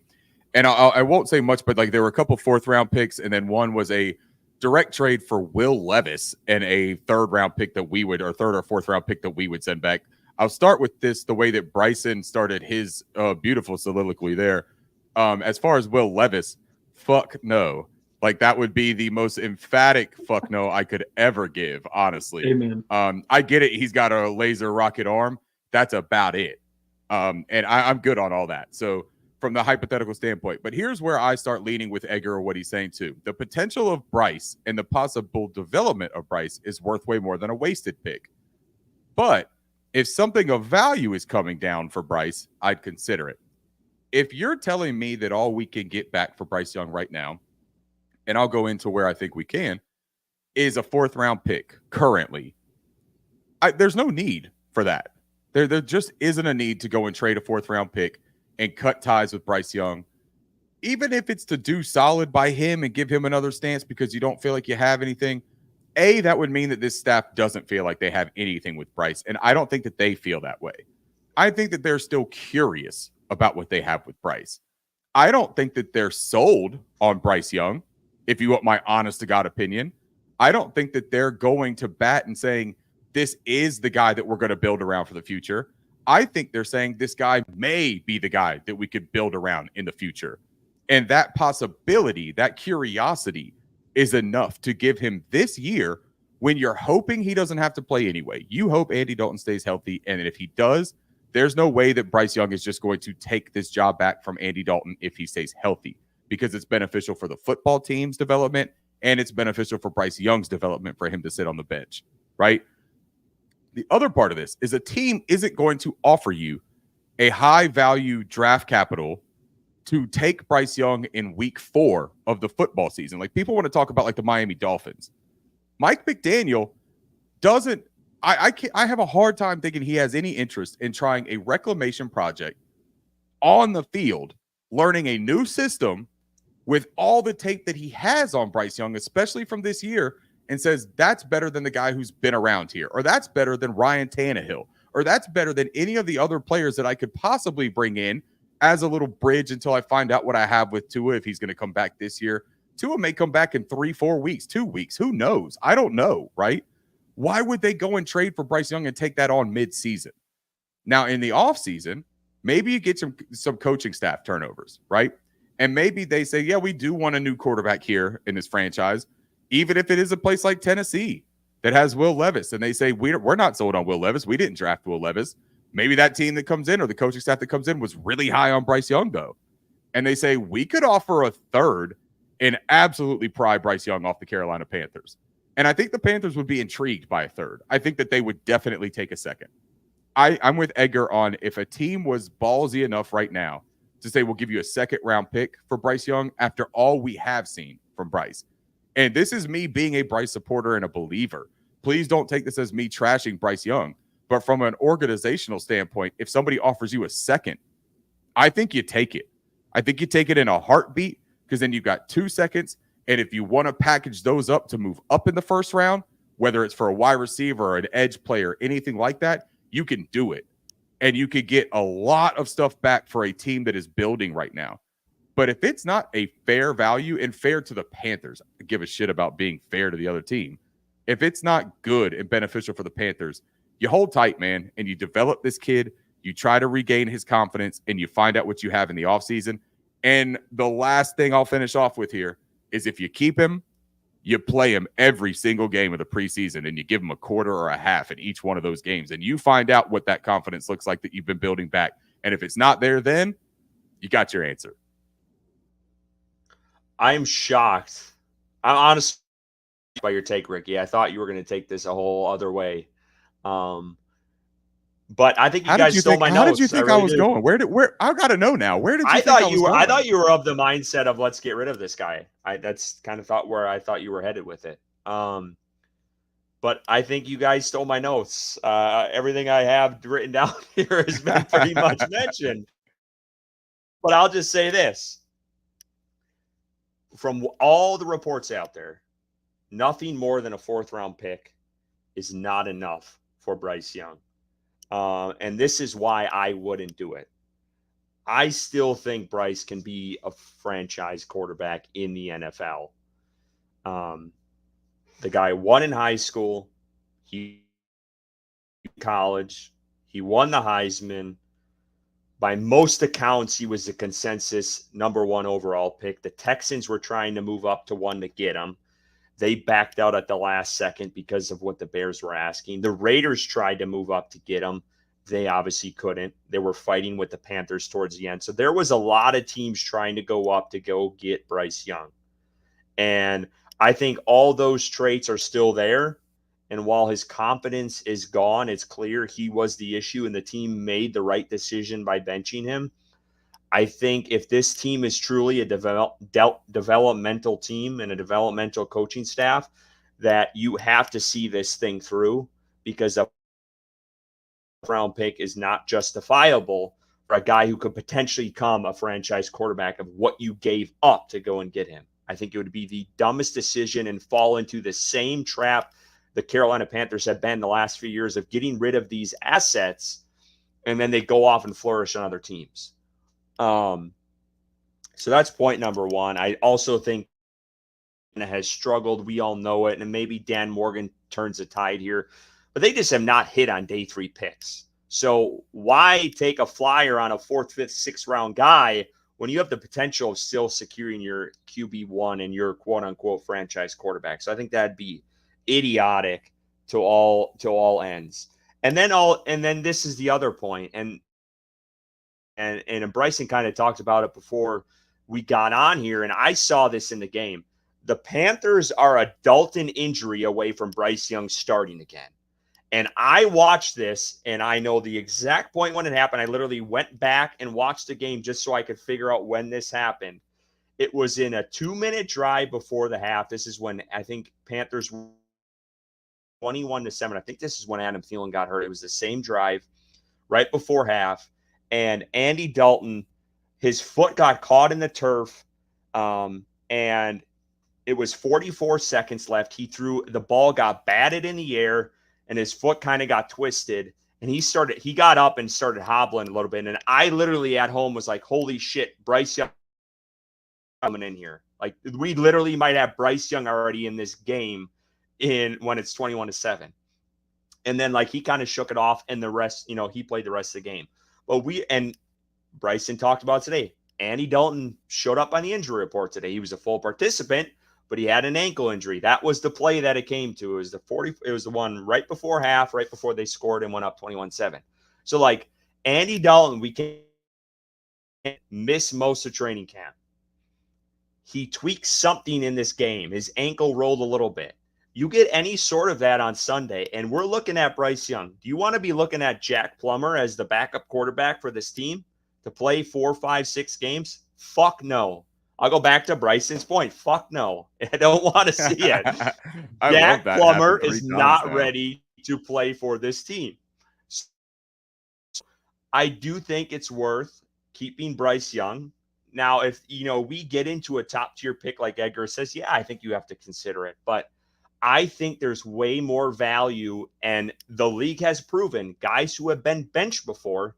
Tua's one of them. Tua was benched, and I get it, the guy's concussed right now, but Tua was benched under Brian Flores. McDaniel came in and kind of turned around that entire team. So I do think there still is a path for Bryce Young become the starter, and I don't think it's probably anytime soon the way Andy Dalton's playing, but he goes down in some freak injury, Bryce Young is back under center, whether you like it or not. So I do think the benching will help, and I do think personally, just based off of what I've seen Bryce play at Alabama and watching his games, I do think he can rebuild that confidence watching from the sideline and kind of seeing the ins and outs and hearing the plays and seeing what Andy can do as a veteran quarterback. And I think there's value in that. And yeah, maybe he played a little bit too early. And I do think it's still worth keeping him and not giving up a 4th or 5th round pick, like San Fran did. So I think there's value into that. And I think I'm shocked. I'm honestly shocked that we all agree on that. I really am. I thought one of us would go to the other side. Do you guys mind if I give one other perspective on the Bryce Young situation? Because I was having a conversation with my old podcast co-host, Alex Bryant, and he said something that I'll just give what he says. And he said, I think Dalton is definitely better than Bryce right now, but I think it's better to see your investment through. And we always panic instead of develop. We'll see, though. And I think there's a lot of fans that have that sentiment about Bryce Young being benched, that they felt like the team was like giving up on Bryce. And I think, Bryson, that might even have been like the way that you felt a little bit last week when we talked about this, right? Yeah. Is that it felt like such a brash decision to move off of him so quickly, and that maybe it was the entirety of the situation, that it was his 3rd head coach. And Alex brought this up too. And like, these are all fair points. But y'all know me, and y'all know that I love analogies and saying stupid shit and trying to make it sound like football, right? So I thought about it this way when Alex said that to me, and I'm like, let's imagine that you go and you buy a fully restored, beautiful 1966 Mustang, right? I mean, this thing is gorgeous. It's the apple of your eye. You spend a good nut to go and get it. Then you drove it around for a year and like it kept getting dinged in every parking lot, man. Like surface scratches, dents, things like that. Mechanically, you thought it was still running okay. It had a little bit of like a noise that it did every so often, but it also like really still revved and hit that red line, and it still sounded as pretty as you always wanted it to sound, right? But then you do a lot of work to it. You clean it up, you buffer it, you get that thing looking nice, ready for the season, right? You put the cover over it, you keep it in the garage. You bring that thing out, man, when that weather starts getting nice again and you want to show off for everybody. But when you bring it out, you got a head gasket leak. You don't just keep driving that 66 Mustang and hope that that head gasket leak fixes itself while you're driving it. You bring that thing to the shop, because if not, you're going to blow that engine and it's toast. It's a wrap for that car. You're going to total it, and you're going to end up having to do a whole lot more work than you would if you just sat that thing in the garage and fixed it behind closed doors. I think that's what they're doing. I don't think that they're not seeing their investment through. I think they literally are seeing their investment through. I think that they are trying everything they can to gather as much information and figure out what they have, what they might have, or what they don't have with Bryce Young. And as hard as it is for us to trust this organization and maybe even trust this coaching staff, that's what they're asking us to do. And so for the time being, if they keep on winning football games on Sunday, or at least keep playing competitive football, out of sight, out of mind, let them do their work behind, and let's see what happens in the offseason. But I would not unload him unless it was for something very, very appealing, like a second or possibly a third round pick. Yeah, that's a great analogy, Ricky. And I think the organization agrees with us, right?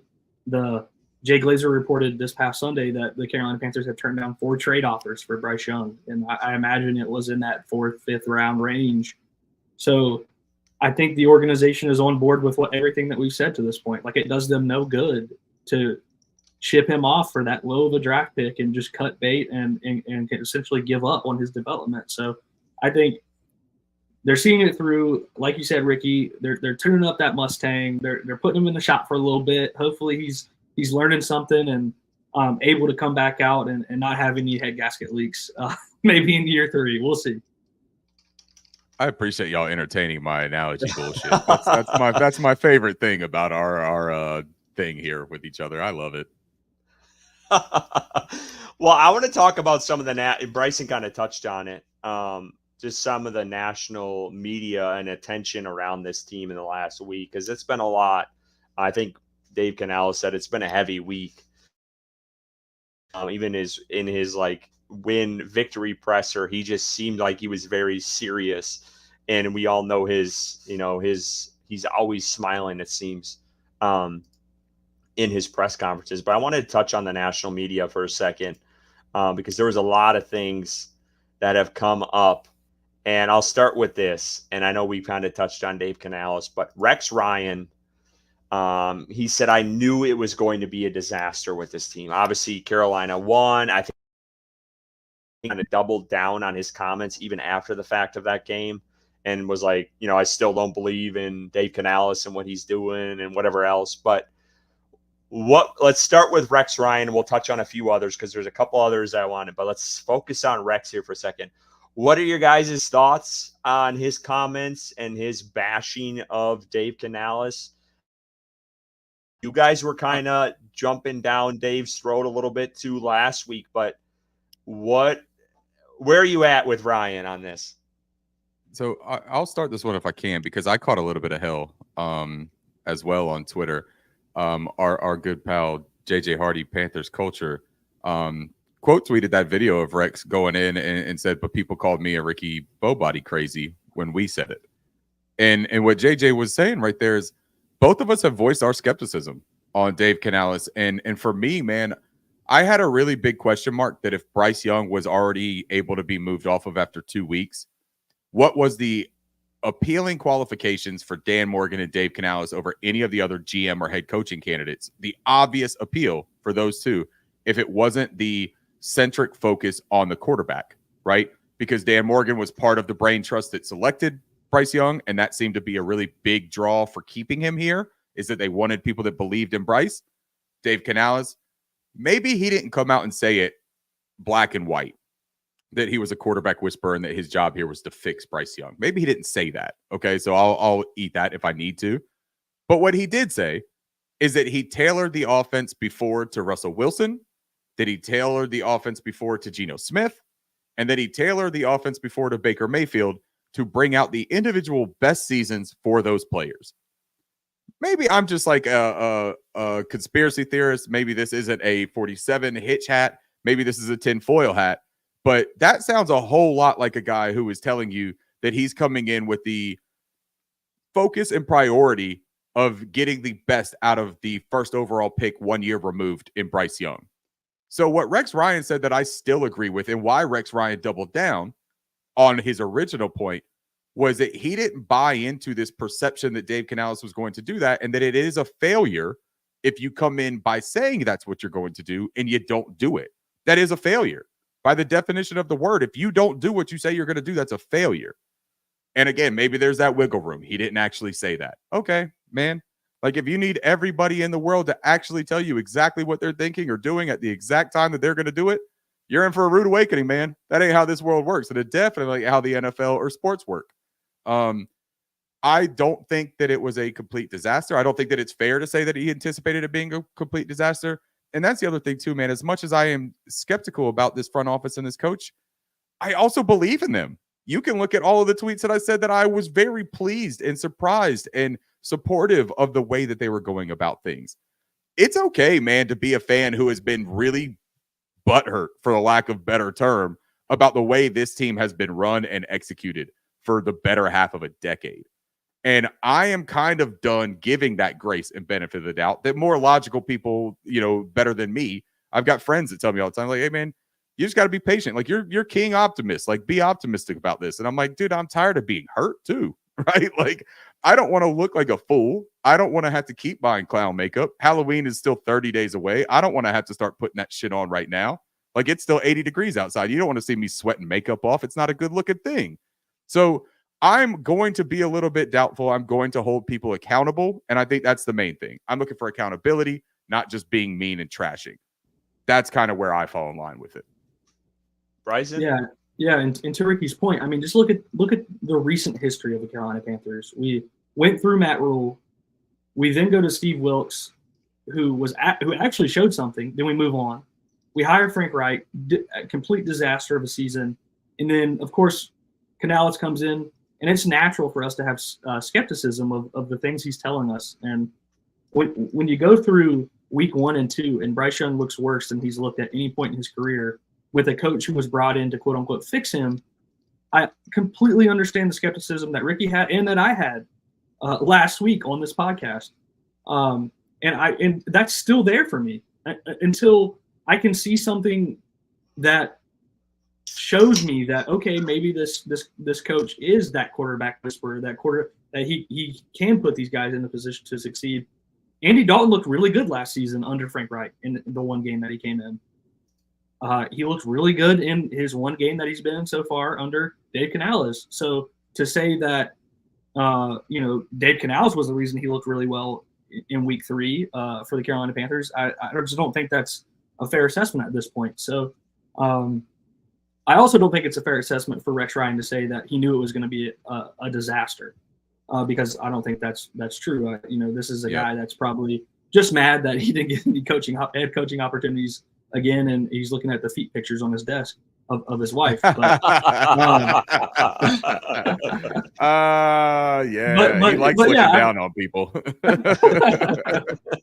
I think it's natural for us as Panthers fans to have that skepticism until we actually see it, and when we did see it, the organization moved on from that guy. So I'm with Ricky on this, man. I think there's some glaring red flags at this point in Dave Canales' coaching career in Carolina, which is only 3 weeks, right? Only 3 weeks into the NFL season, 3 games. But last week was promising, and I want to see more.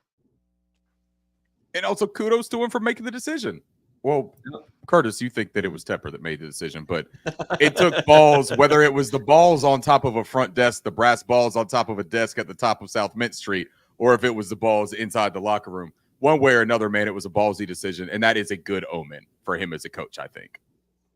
Yeah, the one thing I said about it is I felt like Rex Ryan wanted this job. Like, it was just odd how personal he was taking the first 2 weeks of the season for Carolina. Like, it just seemed very personal to him. So that kind of threw me off of just his reaction. I'm not going to harp on what you guys said. You guys kind of covered most of it. The next one kind of tailors to me, and I was all over this with Jimmy Johnson, and I saw this on Fox, and like I loved every bit of it because anyone who blasts David Tepper, I'm all for. He said that's the problem, which is very ironic because he coached for Jerry Jones and a guy who was obviously very heavily involved with the Dallas Cowboys and is the GM. And, a lot of people think he is in Dallas as well. So, the comments you got to take with a grain of salt. But, I mean, you guys know where I stand on this. I do think David, up to this point, has just been a train wreck of an owner and Daniel Snyder 2.0, whether you want to admit it or not. I mean, this is bottom of the barrel, bottom feeder franchise, the Carolina Panthers. And David Tepper has been the sole denominator in all this. So there's blame to go around. And, we're sitting a Thursday morning tomorrow with a concert press conference. Get ready for that. Tepper Sports and Entertainment. They got a big press conference coming up tomorrow for a concert.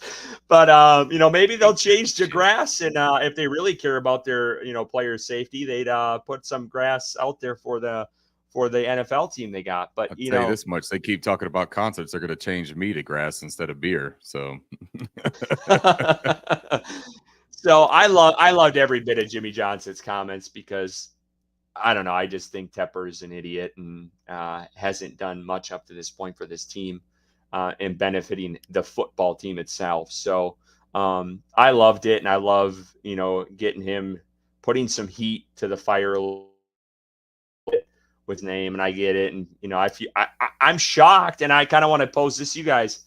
I've seen people defend David Tepper on Twitter that I never thought I would see defend David Tepper on Twitter. And I don't think I'll ever be one of those folks. And I'll say this until they start winning consistently and is a good football team, because then I'll know Tepper's hands weren't all over it because he finally let the football people do the football things they should be doing. So you guys shocked at all by people defending David Tepper? What are they defending? Right? Are we? So I saw the thing that came out today, right, of JJ Jansen talking about the drink throw and how it was over a really nasty, disparaging comment from a fan right in front of him. And, the players were very worried and concerned about Marquise Haynes, who had just had a critical back injury prior to being activated, and then was like kind of down and looking alarming after an injury on the field. And somebody kind of made a bad thing about that. For me with that, man, and like I heard that story well before this, why are we still this throwing release. a drink? What did you? Oh yeah, no, there's no reason to throw the drink, right? Like I heard Sorry, the story. I didn't mean to jump in. No, you're good. There's still no reason and no excuse for doing it. Like that's not what I'm trying to do, and I'm not trying to defend the action. But Sheena Quick was on the show and told me about this, or gave that insight, right? And had said that like that was how that went down. That was the way that Tepper kind of hit a boiling point and reacted poorly, but that it was almost from a place of like patriarchal defense in a way, right? Like if somebody is talking shit about one of your friends and who like is going through a rough time, you get more defensive than if somebody is talking shit about them when they're going through a fine time, right? Like it doesn't matter, but context and situation always means a lot. And the people within this organization saw what Marquise Haynes was dealing with his back. And we don't know how severe that was, but it seems pretty severe when he missed, 8 or 9 games last season. Mm-hmm. And then to be on the ground and have the teammates worried. I can understand that being a very nerve-wracking situation for everybody up in that suite. But at the end of the day, A, you're a billionaire. You don't need any extra reasons to hate this guy other than him being a billionaire. That kind of shit doesn't even have to exist. And we could get into a whole different thing about that. But second, you're the owner of a sports franchise. And at that position of power and of that position of leverage amongst other people, you have to act to a certain standard. And pouring a drink on somebody, dude, it's just not okay. It's just not okay. Walk away. If you want to have one of your goons follow him into the parking lot and throw a Zima at him, you can do that. But you don't need to do it right in front of everybody where you can get caught on cell phone in 1080p in the big year of 2023.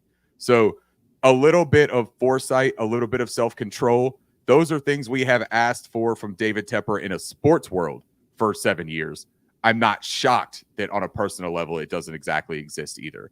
But so I wouldn't defend him, man, but I do at least say this, that there are far worse things in life than going to bat for your people. Not that I excuse the behavior, but that there are way worse things that people in his same position do on a daily basis.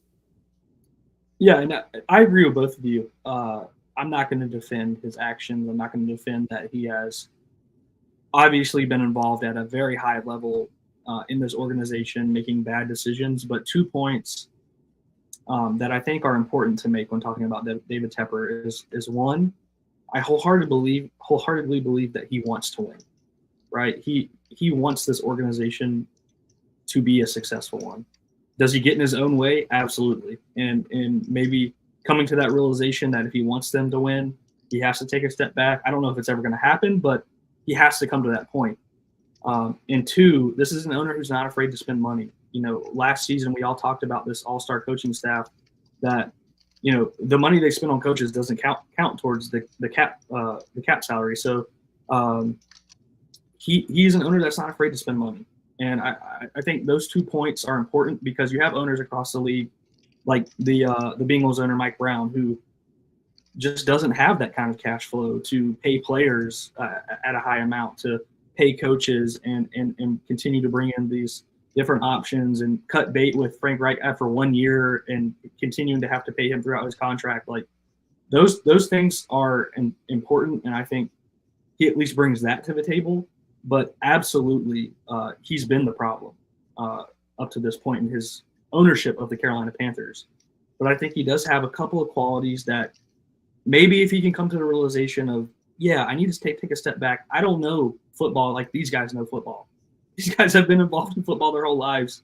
I picked it up 10 years ago, being a part-time owner with the Steelers. So I think he has the ability to be a good owner. I don't know if it's going to happen. He's shown us that up to this point it's not, but we'll see, I guess. I mean, I'm just trying to give a little bit of hope in this situation because we're stuck with him, right? Unless he decides to sell the team, there's nothing else we can do as fans. Like it's his team. He owns it. He paid, $4 billion for him, and the league doesn't force owners out unless, you know, this guy gets accused of some crazy crime or whatever the case is. And, you know, unfortunately, David Tepper is here to stay. And unless P. Diddy rats on him for coming to his party. I knew we were getting there.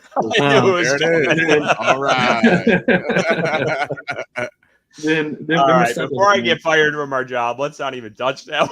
I was about to say, man, we're not about to go down this aisle of like imagining Big Tep with all them bottles of lube and oil. Let's are not we? go there. Let's go to another. This is another. We made some more national noise, and this was from a guy I didn't expect. And I honestly didn't expect his take and where this thing has really gone. And I don't know if you guys have followed this at all, but Ocho Cinco, he went on and was blasting the Panthers wide receivers and the coaches and whatever else. And, you know, he came out and this was his quote. He said, Adam Thielen, I'll apologize. Xavier Legette, I apologize. Deontay Johnson, you played your ass off. Mr. Canales, I apologize. Panthers fans, I apologize. So he is gone. I don't know if you guys saw this. He is coming to the game this weekend and he put out when he was with God, why is the guy escaping me now? The guy from First Take, Shannon Sharp. He was on his podcast, or they were talking, and he, you know, he's trying to get to the game. He asked for a Panthers fan to give him tickets. I think someone hooked him up, I'm sure. And he's going to the game. I think he's going as a Panthers fan. Like he's rooting for this team against a team he formerly played for. And I just thought it was crazy. I honestly think it's cool, and I respect him for it. And kind of trying to make amends and going to the game and stuff like that. So, what are you guys' thoughts on Ocho Cinco and his comments, and you know his his apology to this team, and he's kind of jumped on board. It seems like I don't know if that's just me being naive, but it seems like he's pulling for this team to start winning again. Yeah, and he tweeted, "We still got Johnson and we still got Leggett." So he threw the "we" in there. So yeah, I mean, I was in the same boat as Ocho Cinco, apologizing about because we were both, I think, hurt on a deeper level with the benching of Bryce Young than a lot of people. And I think it, first of all, it takes someone that with a sense of pride and with a sense of vulnerability to come out and apologize the week after when your take the week prior was maybe not 100% correct. And I'm cool with that. Ricky and I are going to try to get to the game this weekend, and maybe we'll hook up with Ocho Cinco, get a beer. That'd be cool.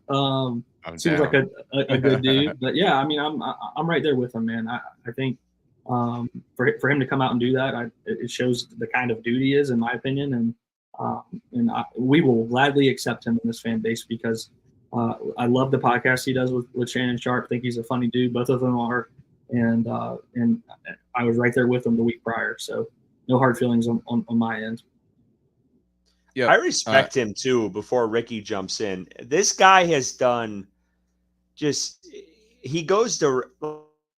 I just respect him 100% because he goes to like restaurants. He's like tipping people $1,000. Like this guy just does. I don't want to call it philanthropical or whatever you want to say, but like. He tries to help people out, and I feel like he's trying to help this fan base out and kind of boost morale a little bit, like trying to get us all involved in this. And I really for that. I really do, because I feel like this team has been nationally so down in the dumps. Obviously, everyone's trying to rip us apart and whatever else.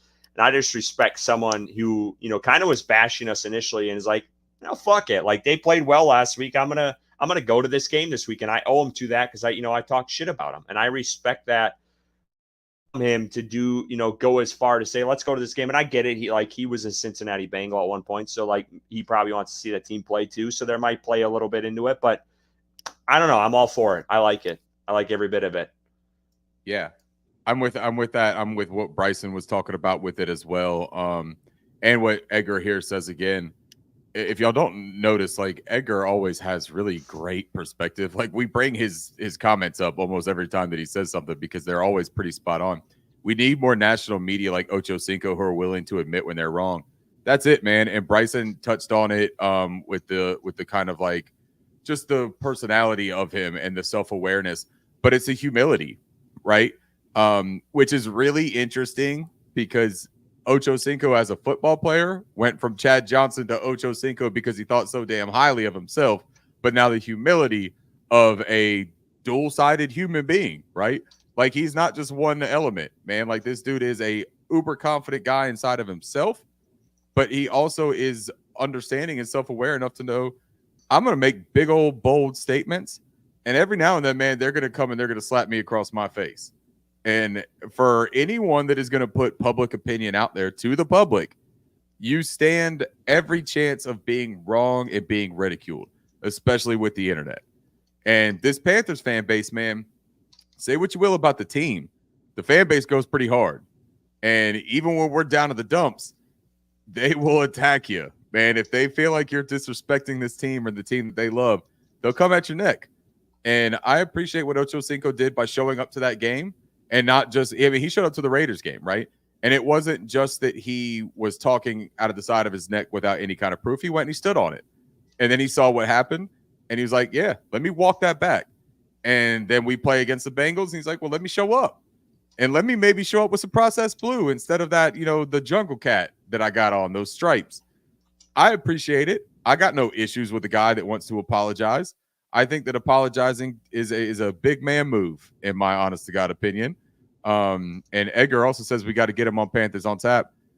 Edgar, I think you're going to have to use a little bit of your charm. I just tweeted at him. Oh, perfect. I just tweeted at him. Look at that. Yeah.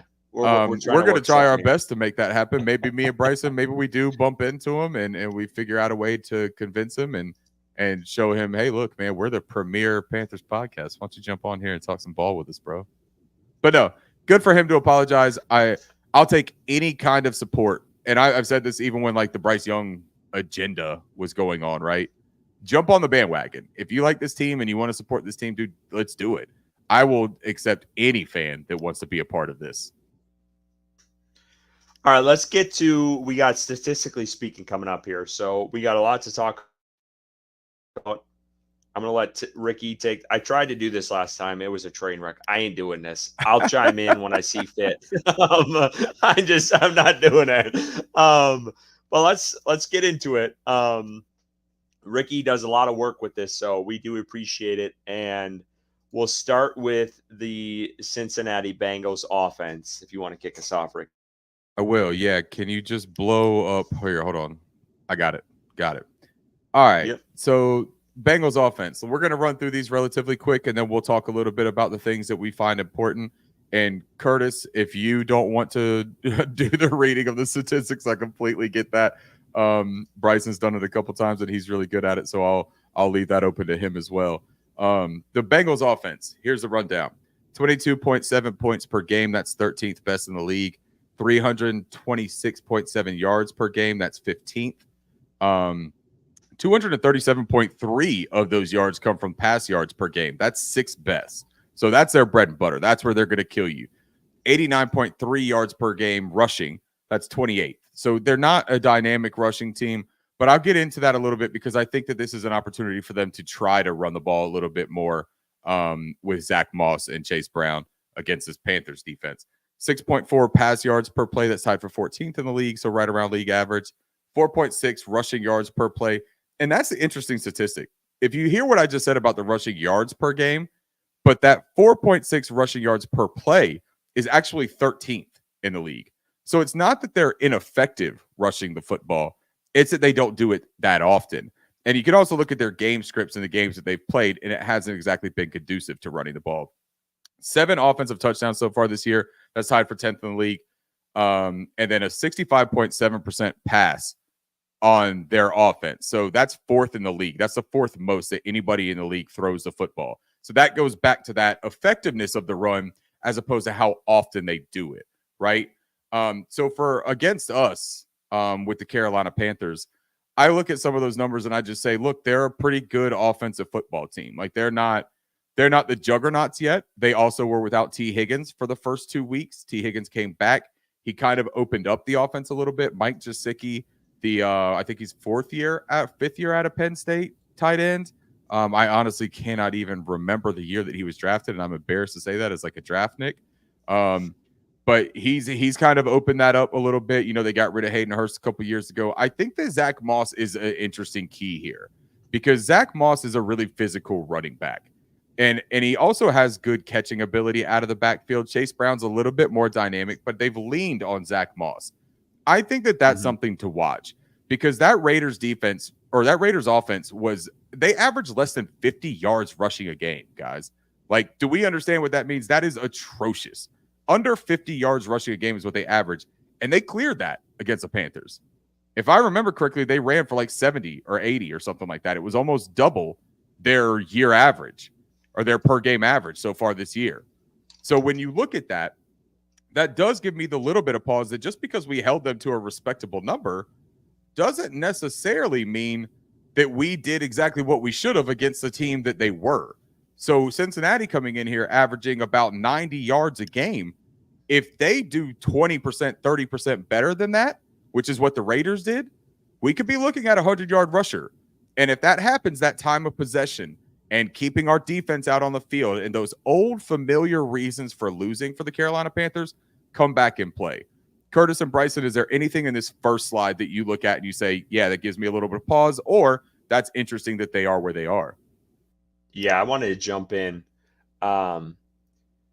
with the Bengals offense, and it scares the hell out of me because, you know, Carolina, they put Devontae Adams in check, but you look at the Raiders depth chart behind them, it's Jacoby Myers and Trey Tucker. Never heard of the guy. So, like, that's the weapons you're covering. And you have Jamar Chase, T. Higgins, who I love. And then you have that rookie they got, and I can't think of his name, but he's number 80. Watch him on Monday Night Football. Had a pretty solid game. Jermaine Burton out of Alabama. I don't think it was him. It was there's a second-year guy. It's like second-year guy. I'm sorry. The rookie they have is Jermaine Burton. Yeah, someone on 80. He had a solid game in the Monday night game they had. Not the tight end Eric All. I actually just picked him up on my fantasy league. Give me 1 second. I'll get you the name. But yeah, Eric All's played well too. Like those weapons scare me. And then like you said, Zach Moss. There's Edgar right there. Andre Iosivas. Yeah. Yes. Yep. He had a solid game. And then you mentioned Zach Moss. His catchability out of the backfield scares me. And, the way Carolina, their linebackers, if they're going to be able to cover him, I do think I don't think the Bengals use him enough, to be honest with you. And I think the Bengals, obviously, they're 0-3, backs against the wall. I mean, they're going to come out with vengeance this game. There's no doubt about that whatsoever. And it scares me the amount of weapons they have offensively. And then obviously Joe Burrow. I mean, he's way better than Minshew and Aiden O'Connell of the Raiders. So, yeah, I mean, I feel like, the Bengals, they've always gotten off to a slow start. That's kind of Joe Burrow's, that's what he's done since he got here. He's always been battling injuries in training camp.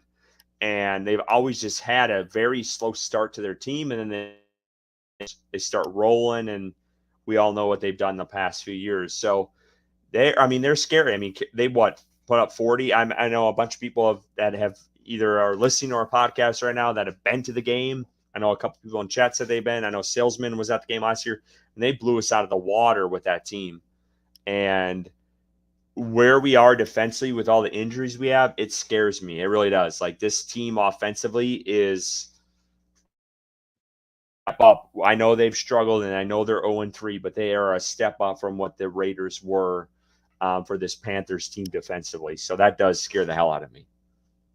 Yeah, and I echo a lot of that for sure. Joe Burrow coming in 0-3, a team that desperately needs a win. I was listening to Pardon My Take, and I think teams that start 0-3 are like 2.4% chance of making the playoffs. If they go 0-4, it's like statistically impossible. But one point about the statistically speaking on their offense, I think it's really interesting that they're averaging almost 90 yards a game rushing, and that's 28th in the NFL. I think that speaks a lot to where the offenses are going in this league right now.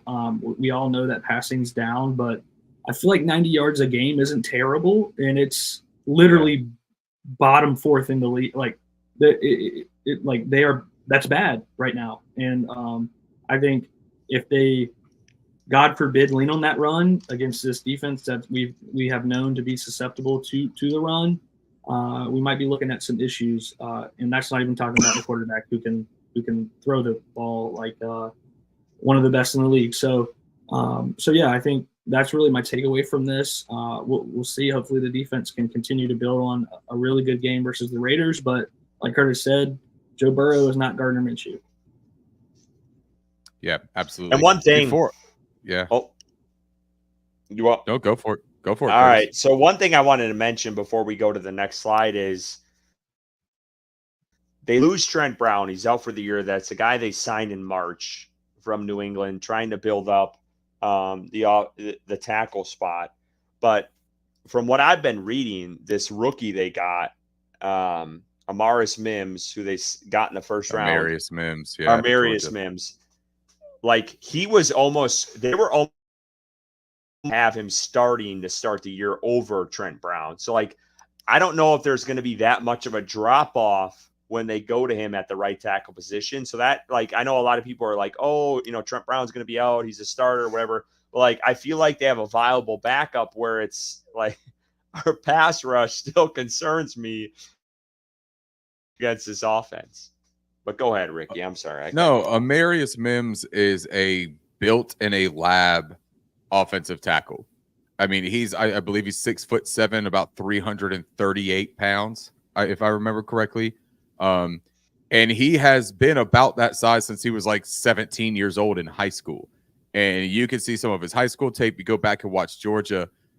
Athletically, there is nothing that he cannot do at a high level. He has every physical trait to be a dominant tackle for the next decade to 15 years. He has been plagued by injuries, and he is plagued by inconsistency. His pad level as a very large man, as you would expect, sometimes he plays a little bit upright. And no matter how strong you are, if you're playing upright and not balanced as a tackle, you are susceptible to secondary moves more so than you are to initial moves in attacks. So something that I would keep an eye on is I would have Jadeveon over there. And I know that Jadeveon a lot of times plays on that other side. I would move Jadeveon over there against the rookie. And I would task that rookie with figuring out a grizzled veteran as opposed to a DJ Johnson or something of that nature, or putting even Trevor Wallace, right? And send pressure too, along with send Clowney. Pressure, dude, blitz the ball. And we know that Evero, before this game, Evero was running the most blitzes of defensive coordinators. That changed. We'll get to that, and you'll see it. But send the pressure, man. Send the heat. Jamie Robinson, if he's going to get a little bit of time, he's a really good blitzer out of that safety position, man. He excels at the line of scrimmage. Maybe that's something that we see, right? So there are ways to do it, but Amarius Mims, he's still a rookie. So I would test that as much as I possibly could. Let's get into some of the offensive keys here. We've got, I just passed one. Hold on, let me go back. My bad, guys. 8 rushes of 10 plus yards. That's tied for 22nd. Like we talked about, they're not a dynamic rushing team. 8.6% of the team, or 8.6% team run stuffed rate. That's second best, which means that they don't lose or get stopped for no yardage that often. They're the second best in the league at that. So they were generating push. That offensive line wasn't bad at it by any stretch. But the kicker here is 3.46 rushing yards after contact per carry. That's 9th best in the league. And that speaks again to Zach Moss and even to Chase Brown to an extent. But these are difficult backs to bring down. And one thing that we have seen with the Panthers, there's been some missed tackles in almost every single game. So we do 100% need to see wrap up tackles, get low on some of these guys, especially the Zach Moss that has that drive from his lower half. 8 sacks allowed. You can see the picture there of Trent Brown being carted off. The picture to the left is Zach Moss. Trent Brown being carted off there. 8 sacks allowed. That was tied for 15th. So they were about league median with Trent Brown. And Trent Brown was having a really good year, to be honest. Like, he was playing pretty good ball. 24 quarterback pressures allowed. That's 20.5% quarterback pressure rate. That's second best. So for all the times they drop back, this team throws the ball. We already talked about it. 4th most in the league, I believe. It was 64.7%. They were only allowing the second fewest, or they were allowing the second fewest quarterback pressures per drop back rate. So this was a very efficient pass blocking team. Amarius Mims is going to have a task, because they are going to try that out, because they've seen that these other guys are good. They are going to test the rookie, in my opinion. 22.5, and you can see this picture here is Joe Burrow for his Esquire photo shoot. And I'm actually kidding. That's actually Macaulay Culkin. But you see, Bryson just had to look really close. Yeah, he had to look really close. No frosted tips. Come on. No frosted tips. It's actually Macaulay Culkin, but they are kind of similar. And Macaulay Culkin is a favorite of mine, because I'm a Christmas freak. So I had to put Home Alone up here for this one. Oh, hell yeah. I love that. I love that, bulletin board. Yeah, a little bulletin board for Joe Burrow and the Bengals team. 22.5% of the times they're calling play action. That's tied for 14th. Now, the interesting about that is, remember that they're tied for 14th. Okay, just remember that. 339 team yards after catch. That's 17th in the league. 23.4% of the time opponents blitz them. That's 23rd. So they're not necessarily challenging Joe Burrow with pressure. They want to try to have enough guys back in coverage. I think that you're going to see Evero take a little bit of a different approach, especially with that rookie left tackle in there. Now, guys, while you talk about what you're going to do, I'm going to go ahead and slide to this next slide, but go ahead and give me your thoughts on those offensive keys, unless you want me to go back so that you can see it. I just want to shout out, we got 700 people listening right now. It's 11 o'clock. Hell yeah. On the Appreciate dot. Y'all. Please, I'm in my top. Go to our YouTube channel, subscribe, hit the bell so you can get notified when we're doing live stream and any new episodes that come out. We do appreciate every single one of you that have tuned in to listen to us. and just keep it up. We seriously do appreciate it and thank every single one of you who is tuned in. We're going on 2 hours now of being on live.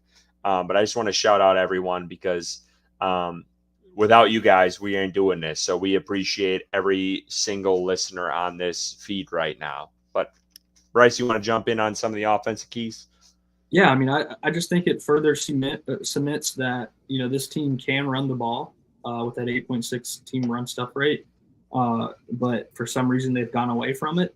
I guess game script has played a lot into it, like Ricky mentioned earlier. But, if this offense for Carolina gets to a slow start and, the Bengals go up by a touchdown and they start running the ball, that's just very concerning for me versus this defense that, has struggled to stop the run outside of week 3 versus a bad run team. So I think that's just another area of concern, obviously paired with the area of concern of we're playing the best quarterback we've played up to this point in the season. Yeah, that's a great point too, because Joe Burrow is a very good quarterback, and he's throwing the ball to Jamar Chase and T. Higgins as his number 1 and number 2 receivers. Yep. Those are also probably outside of Devontae Adams by far the most threatening receivers that we've seen so far in this season. So that's going to be a big test for Mike Jackson, because as a secondary defender, right, as cornerback 2, I don't think he's been tasked with looking at somebody like T. Higgins on his side. Now, granted, Evero runs a lot of zone schemes, so it's not like you're asking each of these guys to trail and play man on both of these receivers, but it is an interesting dynamic. Let's get to the defensive side. Hold on. Before you go to that, it's talking about T. Higgins. Maybe Dan Morgan can wine and dine him a little bit while he's in Carolina, and we can get him up to a free agent when he gets to a free agency this offseason. I really love T. I think he's a hell of a player. I know he's battled injuries, but I would love to see him in black and blue. I really would. I just wanted to throw that out there. Fair. We can go to the defense. I'm sorry. No, that's fair. No, that's fair. I also did a disservice here because I didn't say I grabbed a third beer while I made that bathroom break earlier in the show, and I wanted to at least be honest about what this one is. It's called hunting attire because this episode is called Big Game Hunting, and it's an Oktoberfest at a Petty Thieves Brewing here in Charlotte. So I wanted to give them a shout out real quick. The Cincinnati Bengals defense, let's look at these numbers. 26.7 points per game allowed, 26th in the league. 310.7 yards per game allowed. That's tied for 13th. 168.3 pass yards per game is tied for 8th fewest. So their secondary with Cam Taylor-Britt, who likes to talk almost as much as he likes to play defense, apparently, is a fairly formidable unit thus far. We also just saw the rookie Jaden Daniels, who is phenomenal. He's a terrific talent. But we just saw him and Cliff Kingsbury, which is the famous Cam Taylor-Britt quote about being an offensive or a college offense, just went out there and lit them up in Cincinnati.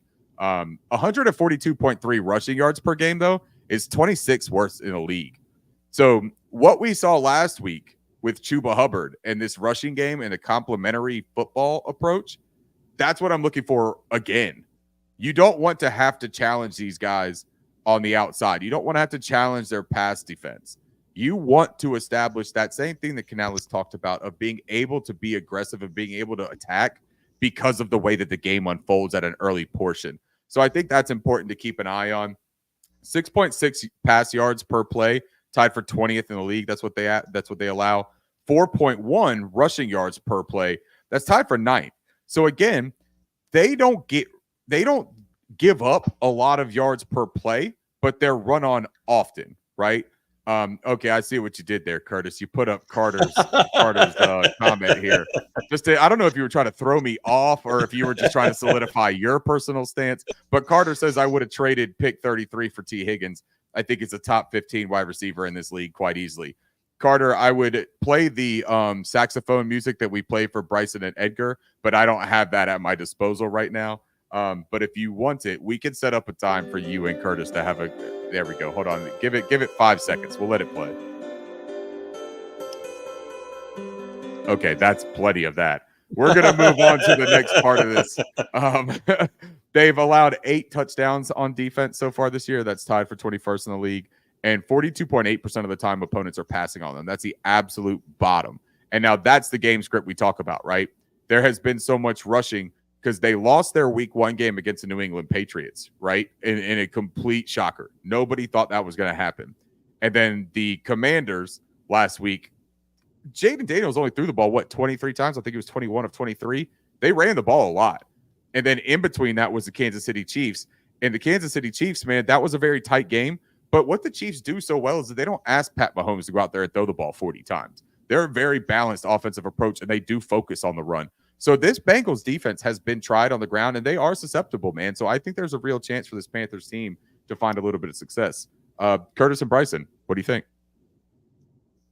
Yeah, I wanted to jump in on that because both their D tackles, who are, I would say, pretty damn good, Sheldon Rankins, BG, they both were out in week 2, and then they were both out last week against the Commanders. And I'm looking at the injury report on Panthers.com right now. Both of them, they're dealing with hamstring injuries. Both of them did not practice today. So if they're out these next couple days, I would think they're probably not going to be playing on Sunday. And, Dave Canales is, all offseason and all this year has talked about being somewhere at the rum. They better pound the hell out of the ball in this game because I think that's where you get your advantage against this Bengals team. And you also control time of possession. Keep Joe Burrow off the field. I think that's a key to this game. And if you can keep that offense off the field and you can run the ball and be methodical with this offense, I think you have a really good chance of beating this team if you can run the ball successfully. So I think that is a key for this Panthers team offensively. And then you mix in Andy Dalton and just his familiarity with, these receivers and his familiarity with offenses in general, I think can bode well for this offense. But nonetheless, I think it's going to be tough sledding. But Bryson, anything on this Cincinnati Bengals defense? Yeah, I agree. I think the game plan should be to run the ball, but I wonder if Dave Canales looks at this and sees that teams aren't passing on the Bengals. They are allowing a low passing yards per game, tied 8th in the league, but they're not. The secondary hasn't been tested, and I wonder if he takes that as a challenge. I hope he doesn't. I hope he does pound the rock and let Chuba eat and let Miles Sanders and get that backfield ready for an addition of a really electric player the following week. But I think I don't know. We'll see if he considers this a susceptible secondary that just hasn't been tried yet either. Yeah, and I wonder too with Von Bell, like how much, because this team has changed so much offensively, and obviously Bryce Young isn't center anymore, and how much they're going to try to test him. The Bengals, that corner that Ricky mentioned, he's really been in the spotlight lately. Cam Taylor-Britt, and we'll see, what he does defensively for them. Trey Hendrickson, that's a guy that I kind of look at and kind of worry about and, see where he's been questionable and has been dealing with some injuries as well. So that's, someone to watch. But yeah, I think Carolina really does have an opportunity this week, and Ricky and, Bryson and all of us have really touched on is if they can establish the run early, I think that's going to bode well offensively for this team and is, really could help them in this game because I think time of possession is going to be key. If you can keep Joe Burrow off the field as much as possible, I think you're going to have great success in this game on Sunday. So, do we want to move on to the Carolina? All right, sure. Well, we can do these keys. quick. I'm sorry. We'll do the real quick defensive keys, and let's just skim through these so that we can't get to Carolina. And some of these pictures, you talked about Trey Henderson. There's the first person. We got Logan Wilson in the middle, and then we have the defensive coordinator for the Bengals, Lou Anarumo, and he's kind of their secret weapon. That's a terrific defensive coordinator in the NFL. One of the best coaches for a positional or one side of the ball coordinator assignment. 5 sacks for the Bengals defense. That's tied for 24th in the league. They've generated 27 quarterback pressures at a 29.3 quarterback per pressure rate. That's 21st in the league. So there's nothing really that has been scary about the defense from a pass rush standpoint. But again, we also saw that opponents are only throwing on 43% of their downs. So they're not getting as many opportunities. 8 rushes of 10 plus yards allowed. That's tied for 9th. So they're not giving up big plays. They've got a decent second level of defense with Logan Wilson. I was a big fan of Logan Wilson coming out of Wyoming. I think he's a pretty good ball player. He's good in coverage. He's stout against the run. He's fast. He's good read and react kind of guy. 0.66 yards before contact allowed. That's second best in the league.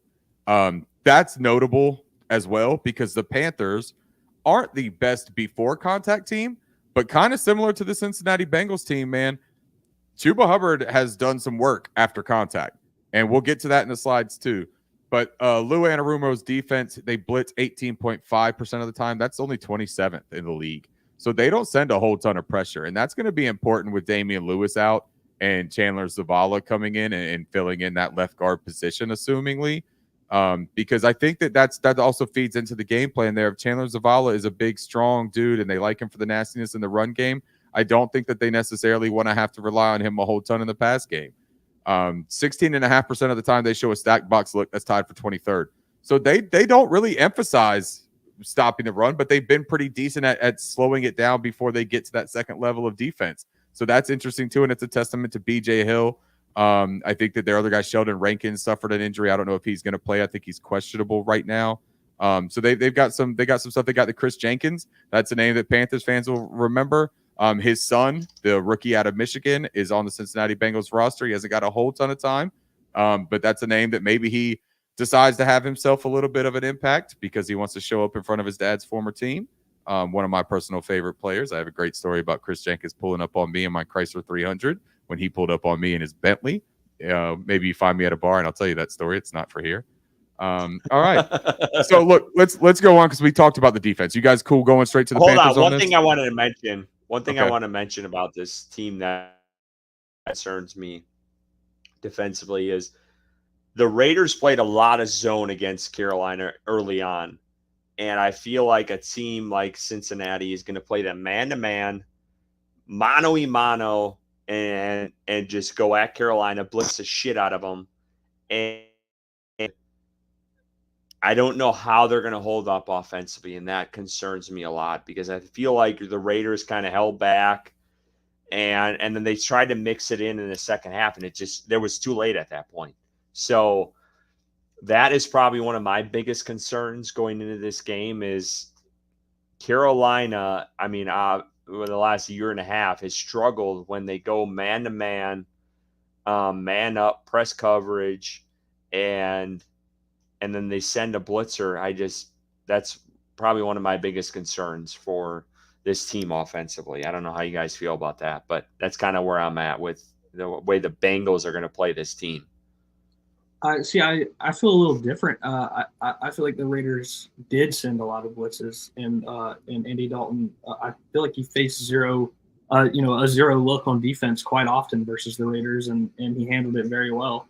Making those checks to. I remember one play specifically where he made a call, and it was the screen to Mingo that he threw where Deontay Johnson continued to run his route, not blocking his guy, and Mingo was tackled in the backfield. I don't think Deontay Johnson got the call, or the audible.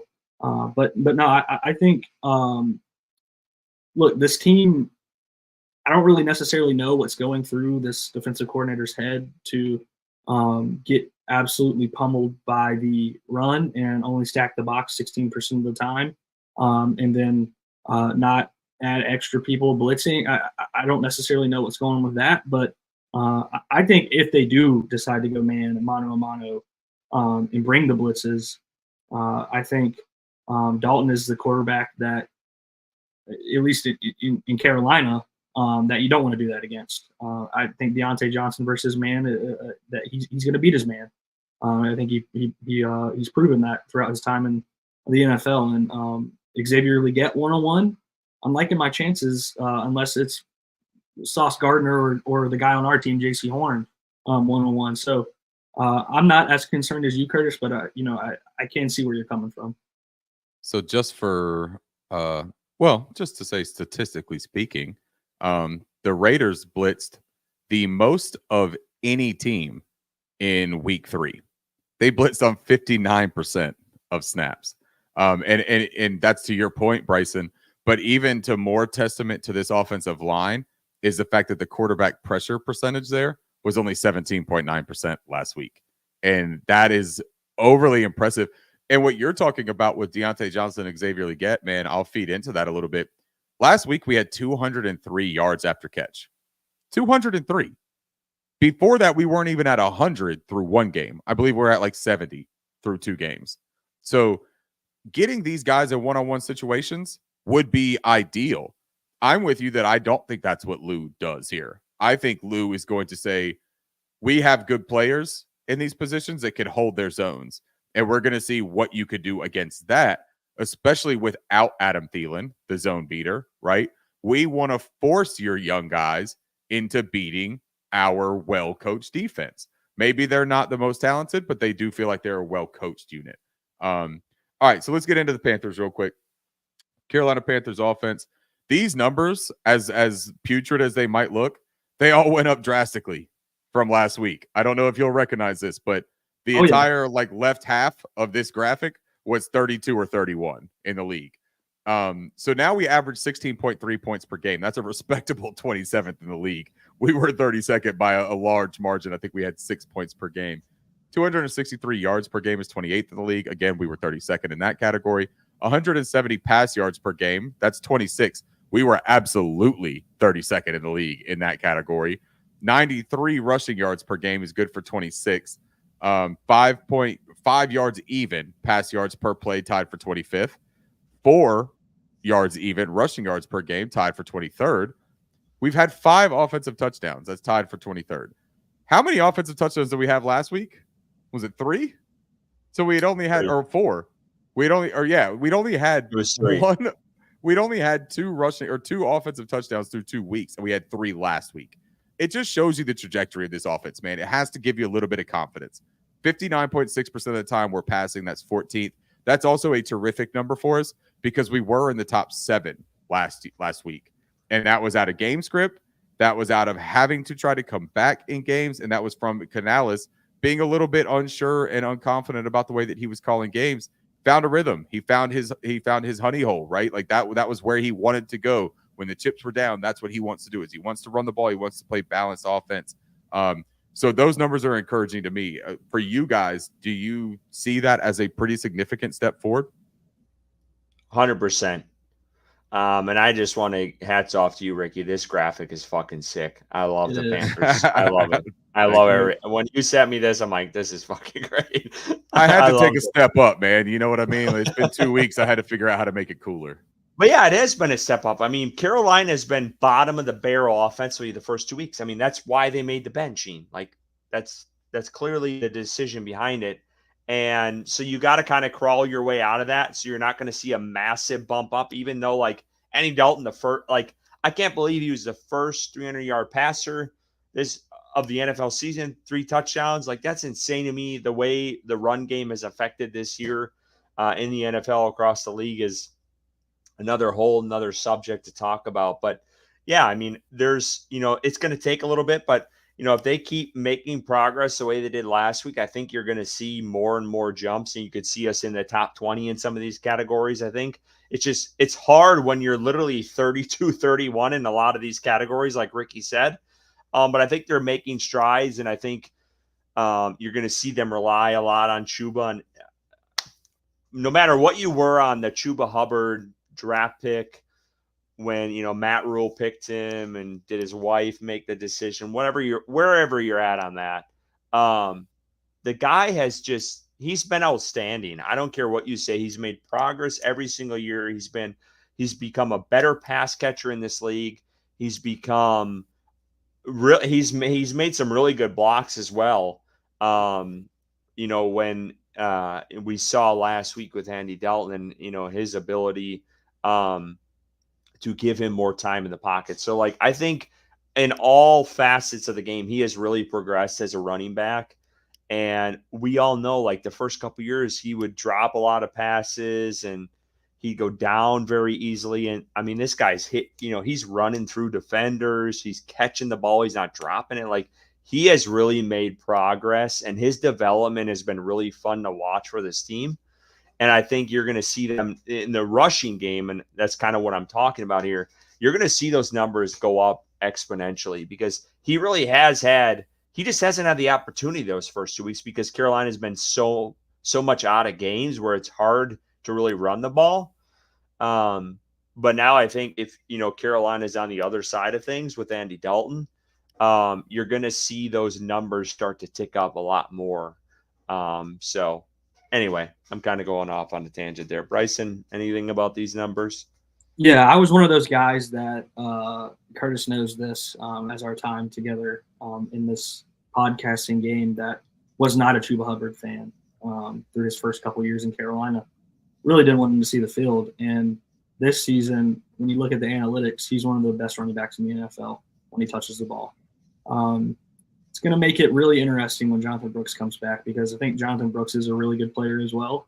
But if Chuba Hubbard is getting 5 yards a carry, 4 yards a carry, and continuing to improve in every single area, are you going to want to take him off the field and do a 50-50 split or whatever the case may be? I mean, you spent a second-round pick on Jonathan Brooks, but Chuba Hubbard is making that decision a lot harder. And I think he's taking that personally, that draft pick personally, and playing to an even higher level than what he showed last season. So couldn't be more impressed with him. Happier that that's one of the very few draft picks that happened in the Matt Rule era that has turned out to be a good one where he was picked. So, and just to echo what I said earlier, the Carolina Panthers are 7 yards away from averaging 100 yards per game rushing, and they're 26th in the league. I never could have foreseen this league that has made so many rule changes and really wanted the passing to just continue to take off. And last season, I feel like it was really high. And this year, it just seems like offenses are really struggling. And, we hear people like Mel Kiper saying they should ban the 2-eye safety because passing isn't working out very well so far. But teams are just running the ball, man, and it's working. So when you're playing against a defense like the Bengals, like we talked about earlier, that are susceptible to it, you got to do it. You got to do it. And I hope the Carolina Panthers do it. Yeah, 100%. Let's look at some offensive keys here. Now, you'll recognize the graphic on the far left as the Big League Chew graphic. Yes, it's the same graphic that we had last week, and we're going to keep that thing rolling. Every week that Chuba puts this thing together, we're going to keep that thing up there, man, because that dude, as Bryson was just talking about and giving him his flowers early on this year, he's playing well. To piggyback off of Bryson, Ricky's getting a royalty for this fucking graphic, by the way. I have to. I wish I was, man. Yeah. I wish I was getting paid for anything that I do for the Carolina Panthers, Curtis. No, but to Bryson's point, though, the best thing for Jonathan Brooks, honestly, in my opinion, is for Chuba to keep this going because it's going to allow him to come in and have his effectiveness in smaller quantities as opposed to being relied upon for being that workhorse to make a difference. You don't necessarily want him to make a difference. Like David Montgomery in Detroit last season was having a very effective year. He was a good running back. And Jahmyr Gibbs got to start very slow and mix in something interesting, right? And change the dynamic. And then as the season wore on and those veteran legs got a little bit tired, your young buck, Jahmyr Gibbs, started running a little bit different and started catching defenses off guard and started being a pass-catching threat out of the backfield. That's what you hope for. And Jonathan Brooks isn't the same player as Jahmyr Gibbs, but that usage and that idea, I think, is something that can translate. Let's look at this, though. We had 5 rushes of 10-plus yards. That's tied for 27th. Coming into last week, we had 1. So that shows you right there we had some dynamicism last week. That's terrific. And to Bryce's point, too, I think Bryson's point, we were talking about this, the numbers of what we look like offensively, 26th, 27th, 28th, all those kinds of things. If you look at week 3 isolated, we're top 10 in pretty much all of these categories that we're looking at. We had a great week. We need to start stringing together great weeks and stack them, right? 0.99 yards before contact per attempt. That's 23rd in the league. Here's the one. 3.08 yards after contact per attempt. That's 14th. So our offensive line rushing, again, you got to take into context that we had 2 weeks where we didn't get to do much rushing the ball, right?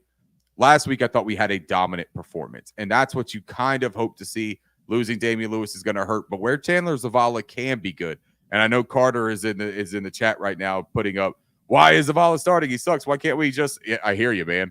I hear you, dude. Like, I am not even like disagreeing with that. Chandler Zavala makes me very nervous, but what this team does like about Chandler Zavala is kind of the reason why they drafted or why they signed Damian Lewis. He's a big, nasty run blocking mauler. That's what he's best at. The pass protection has been a really happy, like, welcome thing for them. But the rushing game was where they had the idea with Damian Lewis, in my opinion. We've allowed 8 sacks on offense. That's tied for 15th. How incredible is that, man? We've allowed 8 sacks, tied for 15th on 28 quarterback pressures. That's 26.2% quarterback pressure rate.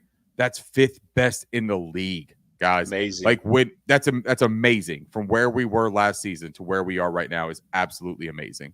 Now we have a 7.8% quarterback sack rate, which is a respectable 18th. This is something that Bryson and I, when we did the show, when Curtis had the night off after having his son, Bryson and I talked about this. That was a very individual statistic, that quarterback sack rate. That has a lot to do with the quarterback and how long he's holding on the ball and trying to make something happen, or when he's taking sacks that are absolutely avoidable. That number plummeted after the 1 week. And Andy Dalton, he had a couple times where he was under pressure, right? But he made quick, decisive decisions. And that's what you look for out of the quarterback position. And that is one thing that I think fans could be very excited about with Andy at the helm. 22.5% of the time we run play action. This is the stat I told you to remember. We're tied for 14th there. Who are we tied for 14th with? The Cincinnati Bengals.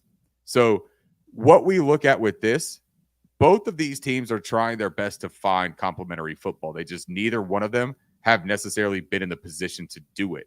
But when they are afforded that opportunity, they like to run play action, right? Dave Canales ran it, I think, over 35% last week, if I remember correctly. I'd have to look back at the stats. But he ran it at a much higher clip last week. We were at like 16 coming into this game. So if they're afforded it, these teams will do it. This is going to be really interesting to watch, I think, on Sunday. We know that we're going to have bad weather on Friday and Saturday, Thursday, Friday, and a little bit on Saturday here in Charlotte, North Carolina. That field, I know it's turf, man, but I'm going to tell you, that field may not be in the absolute best of shape.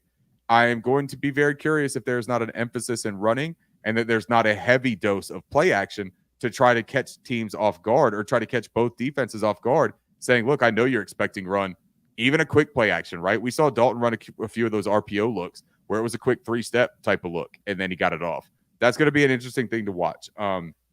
310 team yards after catch, good for 20th. We just talked about it. We had 203 last week. Like, that's crazy, man. Like, 2/3 of our yearly production happened in one game. 43.1% of the time opponents blitz us. That's the second highest. And that, I mean, again, like I said, the Raiders blitzed more than anybody in the league last week at 59%. They were setting the blitz. So they're still trying to test this offense and see what our quarterback and what our offensive line and our receivers will do. Find out if we're in unison with each other. Find out if the timing is there. But as they do that, man, Andy Dalton's making them pay. That's what Bryson was talking about earlier. If we've got a quarterback that can read those blitzes and that can see where his advantages are pre-snap, that gives us a huge advantage. And that's what a veteran quarterback could do for you. Anything stand out here, fellas? I think it's the offensive line. I mean, just their success early this on. I don't think anyone expected them to be this high in the league. Like, I mean, they're like top 10 with the offensive line right now. No one expected that. No one expected Austin Corbett to be top 5 center in the league. Like, no one expected that. I don't care who you are. From what I've seen across the board, at least on Twitter or X, whatever you want to call it, a lot of people had doubts about Austin Corbett. I mean, he was even asked about it in his media veil with the beat reporters. And I feel like this offensive line has done better than what most people expected. And a lot of people, who hadn't watched Carolina was like, yeah, Bryce Young doesn't have an offensive line, doesn't have all these targets. And people really weren't watching the games. Like, he's had a pretty firm pocket. Like, these guys have really showed up offensively to build, a nice firm pocket for him. And, he wasn't taking advantage of that. He really wasn't. He was getting nightmares from last year. So I think I think it's just hats off to Dan Morgan, and I know I was a guy who was a critic of him, but I just feel like he's really set this team up across the offensive line to play well. And hopefully Damian Lewis comes back shortly. And I'm not a big fan of Zavala. I think that's going to hurt them this week. Him playing against a side Icky, and I think Damian Lewis has helped Icky in his development, and I know Icky I think he had a penalty or two in this last game. So that'll be something to watch this week. But yeah, I think the offensive line is the big thing for me of how well they played this season. I didn't expect that as early as they have, to be totally honest with you. Yeah, and just to add, I think the running game needs to build off of the game they had last week. Adding those, what'd you say it was, Ricky? 4 rushes of 10+ yards last week, or 3? Yeah, that's right. Continuing to build on that, and then Chuba with that yards after contact per attempt. The man just does not go down when he meets that first defender. He is running through people. He is breaking tackles at a very high level. So just continuing to build on that going into this week is important. And wasn't that the knock on Chuba too? Like, it was always like the first defender he hit, he was going down. Like, he just got tripped up. Like, that was his first couple of years. And now it's like, I mean, we're 14th in the league. We're in the better half of the league of Chuba is running through contact. He's making guys miss, and he's not going down right away. So, again, I think for much shit he's got early on in his career, I still don't think he gets enough credit for this team offensively. Yeah. And we got to keep in mind, too, that Chuba was dealing with the core injury through the first 2 years of his career that were really plaguing him. And he spoke about that last year, right? That he was finally feeling healthy. We saw last year was probably the first time that we kind of saw him making things happen after contact. It's still not like he's still not prolific at it. Like, I don't want to make it seem like this guy is a tackle breaking running back. That's not necessarily his calling card, but he has absolutely gotten better at it. And part of that is also his proficiency in the pass game out of the backfield, which he has worked diligently to get better out of. And so he's getting more one-on-one opportunities with defenders. And if you get a one-on-one opportunity with a defender and you know what you're doing and they're trying to figure that out, you have the chess piece advantage, right? So he's just taking advantage of what he's being given. And that's a sign of a really good football player, in my opinion. Panther Bo brings up a good point, and Chuba's protected the ball. Man, you can't like talk about that enough, because Miles Sanders had a little ball security issues. Chuba had it early on in his career. Being able to trust your running back in really like tight situations, important situations, is such a advantage for a football team, in my opinion, man. All right, let's look at the Carolina Panthers defense if we can. We'll go back to the first one so look, we're still 32nd in the league, 31.7 points per game. It's a whole lot better than like the 40 that it was last week, so we'll take it. 353 yards per game allowed. That's 24th in the league. Again, keep in mind that we were like 32nd and 31st in all of these things. So you got to be encouraged by the bump that we've seen. 201.7 pass yards per game. That's not surprising, really, because we were pretty good in coverage last year. I think that you're just seeing that we had a couple of tough weeks to begin the year. 151.3 rushing yards per game. That's down from 199.5. Like, just think about that for a second. One game made the difference of almost 200 yards a game to 150 yards a game. All we got to do is stay somewhere in a respectable range, if you want my honest opinion. Our secondary is good enough, and Evero is smart enough as a coordinator. You got to be respectable against the run. And they put a lot of emphasis on that. So keep an eye on that against Zach Moss this week, because I do think that's something that the Bengals will try to do to mitigate the rookie Amarius Mims' impact on the pass blocking. I think that they're going to try to let him be a dominant physical person in the run game before they try to make him match the approach and attack of a veteran like Jadeveon. 6.8 pass yards per play we're allowing. That's tied for 24th. 4.7 rushing yards per play. That's tied for 22nd. 11 touchdowns allowed. We have given up a lot of touchdowns, and that is something to also keep in mind. We need to stop teams. We need to make teams settle for field goals. And that's how you also win games, is that you stop drives. You keep them out of the end zone. I think that we can – I don't want to say that we can do that this week. I think it's going to be difficult because this Bengals offense is really good. But I think that we have the talent on the positions that we need to kind of combat the Bengals. 47.8% of the time opponents are passing on us. They know that the rush game is our weakness. I'm going to just go ahead and go right into these defensive keys, and then we could talk about defense as a whole if y'all are good with that. It works. 5 sacks for the Panthers. That's tied for 24th, which is also tied with the Cincinnati Bengals. So as bad as we think our pass rush has been, Cincinnati with Trey Hendrickson, the superhuman pass rusher, we're right there with them. 31 quarterback pressures we've generated. That's tied for 20th at 33% quarterback pressure rate. That's 15th in the league. That's a huge boost from what we did against those Las Vegas Raiders. 5.3% team sack rate. 3.3 yards average target separation. Now, I changed these statistics up a little bit because against this Cincinnati Bengals team, I think that pass game is a little bit more daunting than the rush game in theory. So I try to look a little bit more into the secondary part of this. 3.3 yards average target separation. That's pretty damn good, man. That's tied for 6th best in the league. Like, our guys are playing pretty sticky coverage. I love to see that. We know that JC is a lockdown, but Mike Jackson is around there. When you see, even when his guy catches the ball, he's on him like immediately, man. They're not giving a ton of room for these receivers to make stuff shake after the catch. 7 passing touchdowns allowed. That's tied for 2nd most. That goes back to the first couple of weeks. You know what I mean? Honestly, like, you really got to put it into context. 28.7 blitz rate. That's 9th in the league. We were 1st, so you saw Evero dial that back a little bit. That's the benefit of playing with a lead. Make them beat you in coverage, right? 2.04 yards before contact per attempt. That's 32nd. That's what worries me against Zach Moss. They are getting a lot of yardage before we get to them. And then Zach Moss is really good after contact. So if you give them a couple of yards head start and then you also have to stop them and bring down Zach Moss, it's a task, man. We'll see if we're up to it. 52.2% of the time opponents are running rushing plays. That's 7th most in the league. So there is a blueprint against the Carolina Panthers, in my opinion. It's run the ball if you can, run it for as much as you can. And then afterwards, you're going to have to figure out the yards after catch because these cornerbacks and these safeties, they're playing tight coverage. I just want to point out with the pressure rate, I think Clowney had like 7 or 8 pressures this last game, which was like one of the highest last week, which is insane. And I think remember we had 13 last week as a team.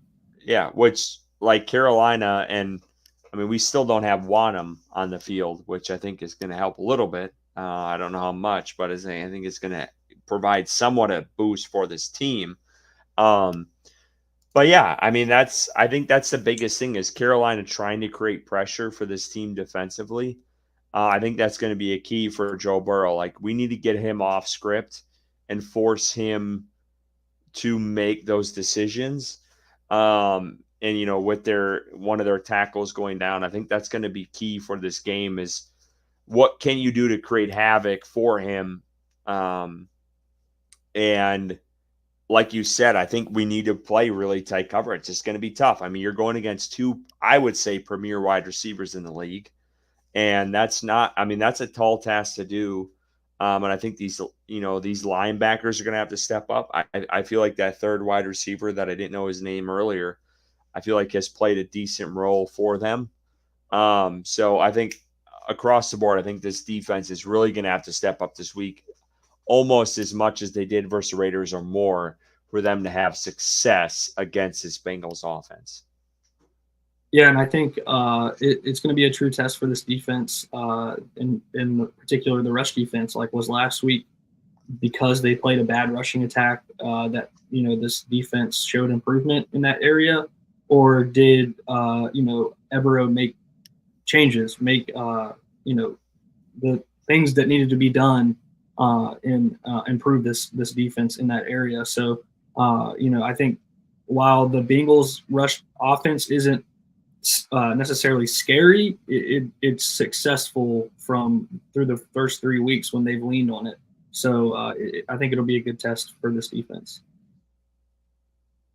Real quickly, did y'all happen to see, and this is like a live news type of situation, did you happen to see the tweet from Vashti and Carolina Blitz with the video from Route God? No. It was a video of one of Bryson and I's favorite players that we saw during training camp, Devin Tompkins, running routes, looking extremely sharp. But the interesting part of it is the caption underneath the video from the Route God says work before hurricane or work before the hurricane before my boy go back to Carolina. So Ooh. I don't know if that's an insinuation that he's coming back here to sign or if he's just, taking Practice residence squad, here maybe? right now. Practice squad, maybe. But that is a very interesting prospect to me, to be completely honest, man. I was a big fan of this dude when you watched him play during training camp and stuff. His speed was different. I mean, it was noticeably different than everybody else that was out there. So I just wanted to kind of bring that up real quick while we're here, since it was a live happening. I think that's always a fun way to throw some stuff out there, right? Yeah, And shout out to Vashti. Exciting. Yeah, Yeah. Bryson, man, that guy was all over him. Yeah. Loved him, dude. Loved him. All right, so now we've gotten through all of these keys, fellas. Thank you for the 839 people listening. Appreciate it. Thank you for listening to me run my mouth for the last 35 minutes. But this is all information that I think that when you watch the football game on Sunday, you're going to remember some of this. And some of it is going to stand out. And you're going to say to yourself, damn, that is right. Like, that does make sense that they're doing this, that they're approaching this way. I like to look at it in a way to try to help make sense of what you see on game days. You know what I mean? Well, yeah, and a lot of folks, and I'll take a shot at other podcasts. I don't know if they look too much into these other teams, and like statistically into, it might just be baseline. And I think we do a good job of trying to delve into what these other teams are doing offensively and defensively to kind of give you a better perspective on what to expect on Sundays from these other teams. Because, we can throw another podcast on here from, the Cincinnati Bengals or, some of these other ones the last couple of weeks, but it's really delving into what this team does across the board, I think gives you a better picture of what you can expect on Sundays against this. So hats off to you to creating all this, because we truly do appreciate it. But let's get into it again. Ricky said it, 840 plus people listening right now. We do appreciate it. It's 11:42 at night. We're going to get in. So chat, I know Carter's pretty active, but if anyone else is out there, chat, please tell us your predictions of what you think this game is going to be. Give us the score and the winner, and we'll kind of reveal those as we're talking about it. But before we get to that, we got our bets this week, so we'll get into that. So as you guys know, we are in a partnership with BetStamp. Basically, we have a landing page that gives you all your sports books in one area. You don't have to go and search all these other apps. You can literally go to signupexpert.com/Panthers. It'll take you to our landing page. It'll have every single sports book in your area that you can bet, which it makes it convenient. It shows you all the deals you want. And there are deals out there right now. So please take advantage of that. Just click on or go to that link and sign up through that link, and you can start betting on your the NFL this weekend for week 4. And this is what we're looking at for week 4. I'll start. This is through FanDuel. Aaron Jones against his former team, the Green Bay Packers. I'm going to take the over with 56.5 rushing yards. It's a -14 with the odds. I believe, just quickly looking, I had this pulled up earlier. He went 94 his first week. He took a step back against the Niners at 32, and then he jumped back up to 102. I think Green Bay is giving up 105 yards per average per game rushing. So I think he has a pretty good odds, and he's playing obviously his former team. I think there's some salt in the wounds there. I know a lot of Packers fans, because me coming from Wisconsin, that really wanted to re-sign him. I think he's going to bounce. I think he's going to show out. And I think this is honestly a pretty low number for him as far as rushing yards go. So I definitely think this is pretty attainable for Aaron Jones to get in Minnesota against Green Bay this Sunday. Bryson, why don't you go next?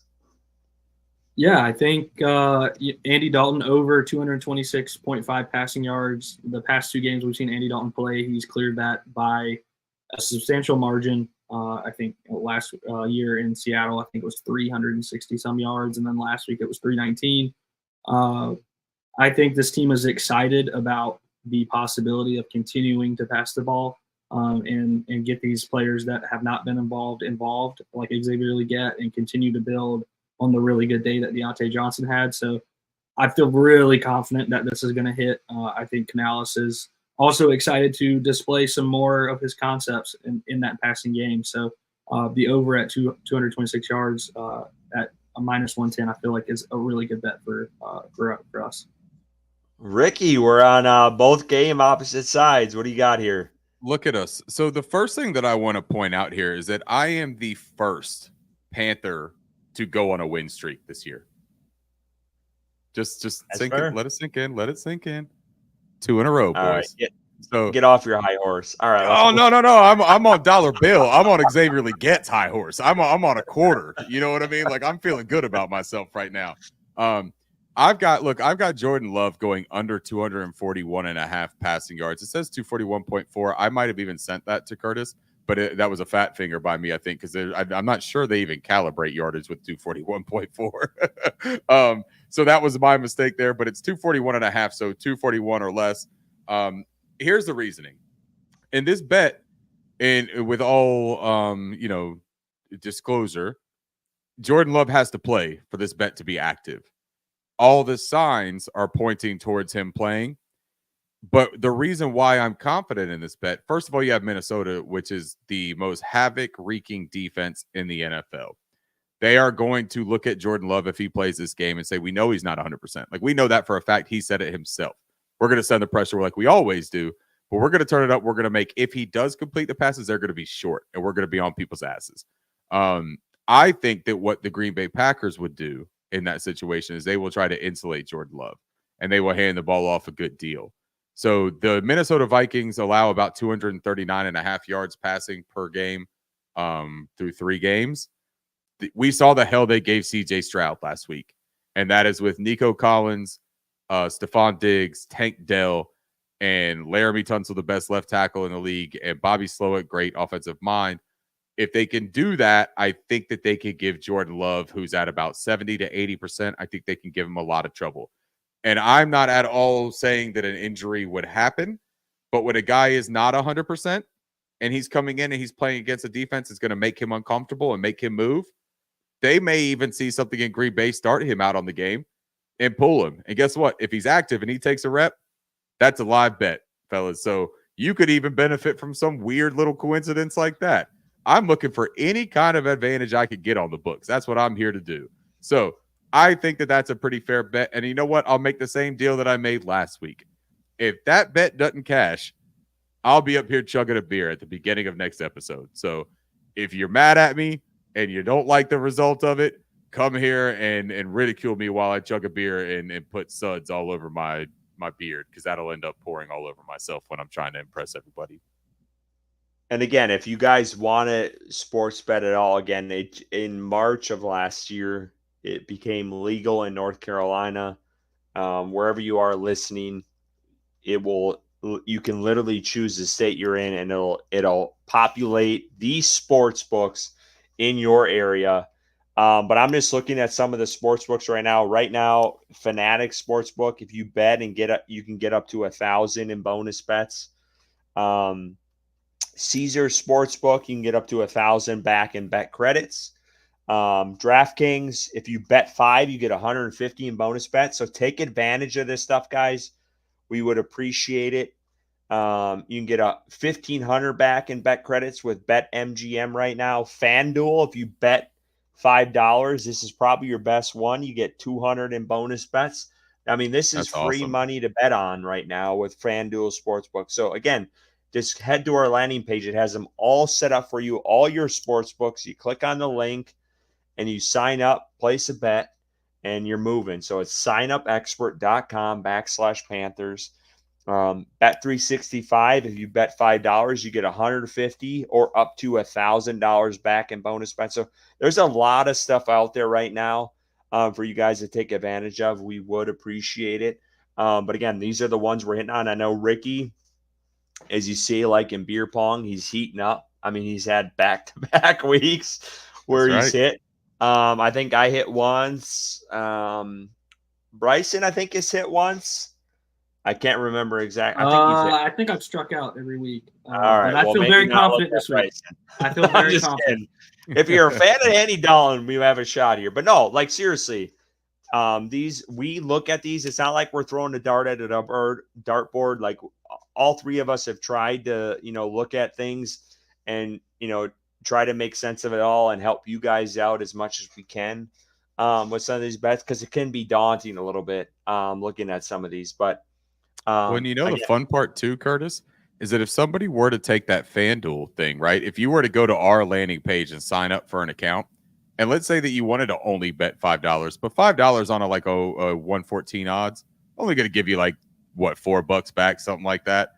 But if you were to make a parlay with all three of these bets and just call it a Panthers on tap parlay, man, look, if we're as smart as we think we are, you might make yourself a little bit of cash and get the $200 back. So you could be playing with house money for the next few weeks at your disposal. All you got to do is go to signupexpert.com/Panthers, hit whichever one you want. But if you want that FanDuel opportunity, click FanDuel, sign up from our landing page. That's very important to do it from our landing page. And then once you do that, bet $5, man, and win yourself $200. What do you got to lose? And we've all spent $5 before on some dumb shit. Like, it's not that much money. So take advantage of it, and you get a lot of bonus credit, and then you can still bet throughout the season, and you can thank us for it. So again, take advantage of it. We would appreciate it. But let's get to the predictions here. And all right, we've had chat speak out. We got Carter here. We got he's got 27-16 Bengals. We also have Marcus, aka Matt, who we met up with at the draft. A lot of people with the Bengals, 24-20. Now, I know Panther Bo is still in the chat. Panther Bo, throw that number out there, man. Yeah, Panther Bo hasn't said anything yet, so we'll see what he's got. But let's start. Ricky, Bryson, what do you guys got? Oh, man. Yeah, Bryson, do you go first? Yeah. Yeah, I'll lead it off. I think the Bengals are a very, very, very desperate team right now. Like I mentioned earlier, starting 0-4 pretty much seals the fate for your season in regards to playoffs, especially in the AFC. I think Joe Burrow, like we talked about throughout this whole entire episode, best quarterback we played up to this point, very talented guy with some serious weapons at his disposal. I do think that the Panthers are going to be competitive in this game. I don't think it's going to look like week 1 or week 2 just because the quarterback play has been improved. So I have the Bengals winning. I have them winning 24 and Panthers 21. I think it's going to be a close game, but at the end of the day, I believe that the Bengals are just a better team right now, and that's okay. But I think they're going to pull it out, and if they don't, I'm going to be happy, very happy that the Panthers come out with a win. But I'm just not seeing it right now. That's fair. So we see Panther Bo here, right? He says, I called a tie last week and we won, so I'm trying the juju again. Tie. 27-27. Panther Bo is on the board. So we got 3 for the Bengals and 1 for nobody. I'm gonna do it like this. Bryson just said the Bengals are just a better team than the Panthers right now, right? Statistically speaking, beep beep, toot my own horn, they're not. The Carolina Panthers might be a better football team than the Bengals right now. The other element that I'll bring to this is he says he's a desperate team. I agree with that 100%, man, and that's dangerous, right? Because when you back a dog into a corner, he's ready to bite, right? Like he's going to defend himself. But there's the other part of desperation. You ever been at like a bar when you were single before you married and all that kind of stuff, and you've just been having a real rough time of it? You've been striking out left and right, and you reek of desperation? You ever had success with that formula of reeking with desperation? I didn't. So I'm thinking maybe they come in here off of this short week, traveling across. Andy Dalton, sure, maybe it's a letdown spot for the Panthers even. We just had a really big emotional win across country in Las Vegas. That historically, that is a pretty significant letdown spot. Short week, traveling across for the Bengals, and an Andy Dalton revenge game. one of probably 32 because he's played for damn near every franchise in this league. But we get one of them this week. And I think that there is momentum and belief in this locker room, and that if we want to start anything tangible and real and something that we can hold on to, I think it does start this week. So I'm going to make almost like a season wide lay down here. The Panthers win this week, and they win by double digits. They win 27-17. They get this ball rolling, and they go into momentum for the next 3 to 4 games, which I think 2 or 3 are winnable of. And I think all of a sudden we start having a conversation about, are we about to have this weird, unexpected, fun year of football? I'm hopeful for it, fellas. And until I am completely put down in the fields and my time has come, I'm going to give it hell and I'm going to keep going. So Panthers win 27-17. Sloppy game, and we pull away with a late score in the fourth. I don't know how to follow that. I think this is going to be a tough game. I really do. I think the Bengals offense is just too much for this team defensively for them to overcome. I do think Andy Dalton provides a boost offensively, and they do score points. But I think in the end, it has the vibes of like that Seattle game last year when Andy came in. They threw a lot. I think they do run a lot, but I just think it's going to be too much to overcome with T. Higgins, Jamar Chase, the run game, Joe Burrow. In the end, I'm going to go 35-24 Bengals win this one. I just think Bengals have way too much riding on this for them to win. I mean, for them to lose again, to go 0-4. I cannot see that happening. I remember a couple of years ago when I bet against a team, or betted for a team to beat the Panthers that was kind of on the ropes too, and then Carolina ended up beating them. But I cannot see the Bengals going 0-4. It would blow my mind. And I mean, I hope Carolina does it. I just don't think it happens. I think it's going to be too much. I know Andy Dalton's 2-1 against his former team, but I just think offensively, like T. Higgins finally came back from injury this week. He's going to have a second week under his belt, and I think it's going to be too much for Carolina in the end.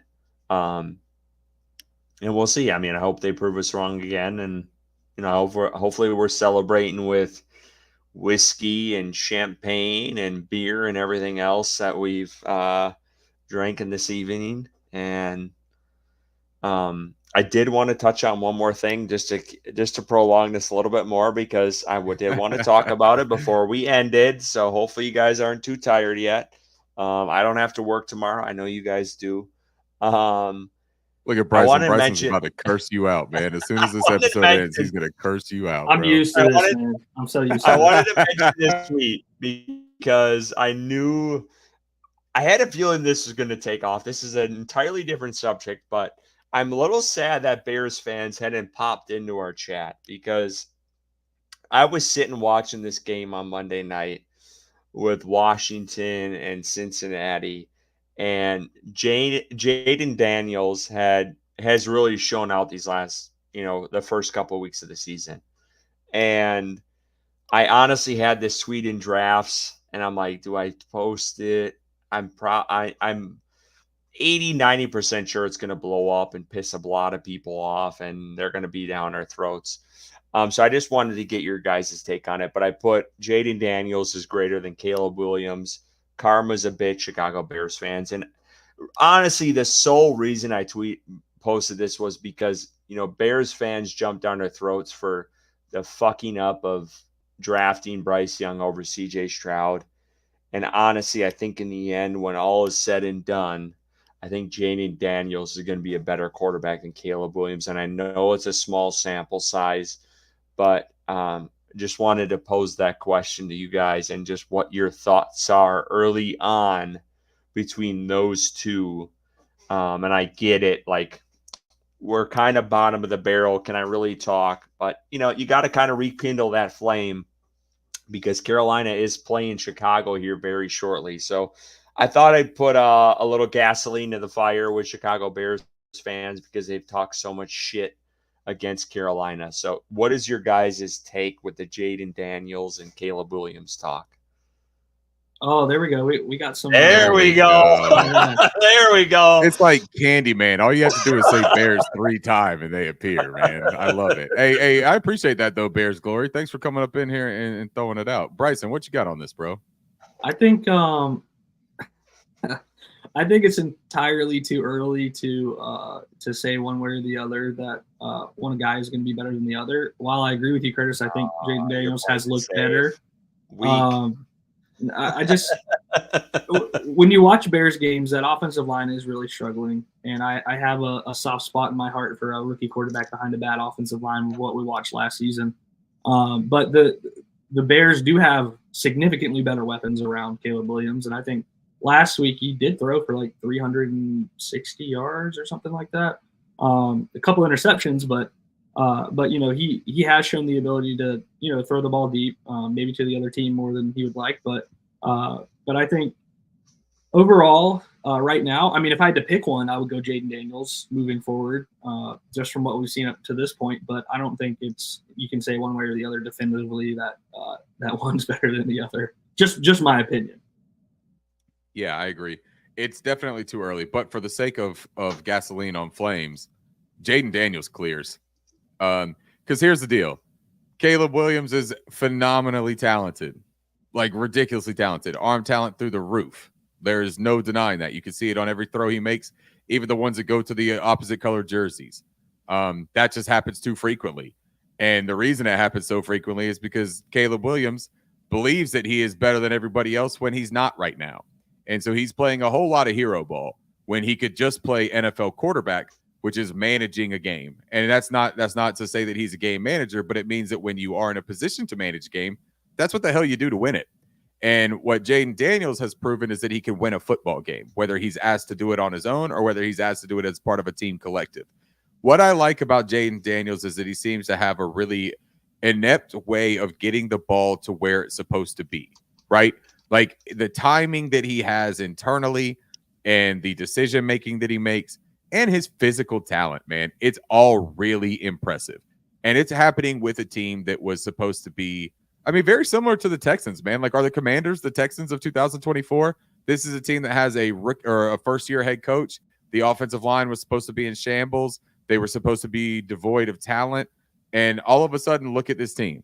He's got Luke McCaffrey looking like the better pick than half of the first-round wide receiver picks. There's a guy named A.D. Mitchell that's playing with some guy that has a howitzer for an arm out there in Indianapolis, who is supposed to be the second coming, according to some Indianapolis Colts fans named Curtis. But the truth of the matter is Luke McCaffrey is having a better time right last now. week? Don't get on me. He had a touchdown. He had a touchdown. He had a touchdown. He had a touchdown, Curtis. Well, maybe not last week, but he had a touchdown. Damn it. Either way, look, if Jaden Daniels was throwing to Jalen Polk, it would be over for the whole league, okay? Let's don't get started on that hypothetical. But the point of it is Jaden Daniels is playing really good football right now. Maybe both of them end up being terrific quarterbacks, but Caleb Williams has some serious maturing to do, development to do, whereas Jaden Daniels right now has a little bit of a fast track. Does that keep up? Who knows? The more tape that these guys put out, the more the NFL defenses start to learn them a little bit. But right now, man, you can't. It's hard to argue what Jaden Daniels looks like. He looks like the absolute truth. And Caleb Williams just looks like a very talented guy that we've seen before in the NFL. Yeah, this was honestly more of a troll than anything with this tweet. I know it's too early. I mean, you guys know me. I'm very patient when it comes to anything really in the NFL, of coaches, players, whatever it is. And I knew this would piss off Bears fans, so that's why I did it, because, they just out of nowhere just kind of bashed Carolina for everything. So that's kind of why I did it. But, up to this point, I think Jaden Daniels looks good. I think Caleb Williams has a really bright future. I mean, like, I'm going to echo kind of what Ricky said, is the guy, I mean, the weapons he has, any rookie quarterback that's got Keenan Allen, DJ Moore, and Rome Odunze would be lucky to have any of those guys. And he had all three of them. I mean, I know Keenan Allen's been nursing some injuries. Cole Kmet, you can't snip. I mean, you can't shy away from him. I think he's still a pretty good talent at tight end. DeAndre, or you got Swift there as well with Chicago. That offensive line is suspect. I feel like Caleb Williams is kind of going through the Bryce Young treatment with that offensive line. Like he's getting pressured a lot. He's getting hit a lot. He's feeling the heat.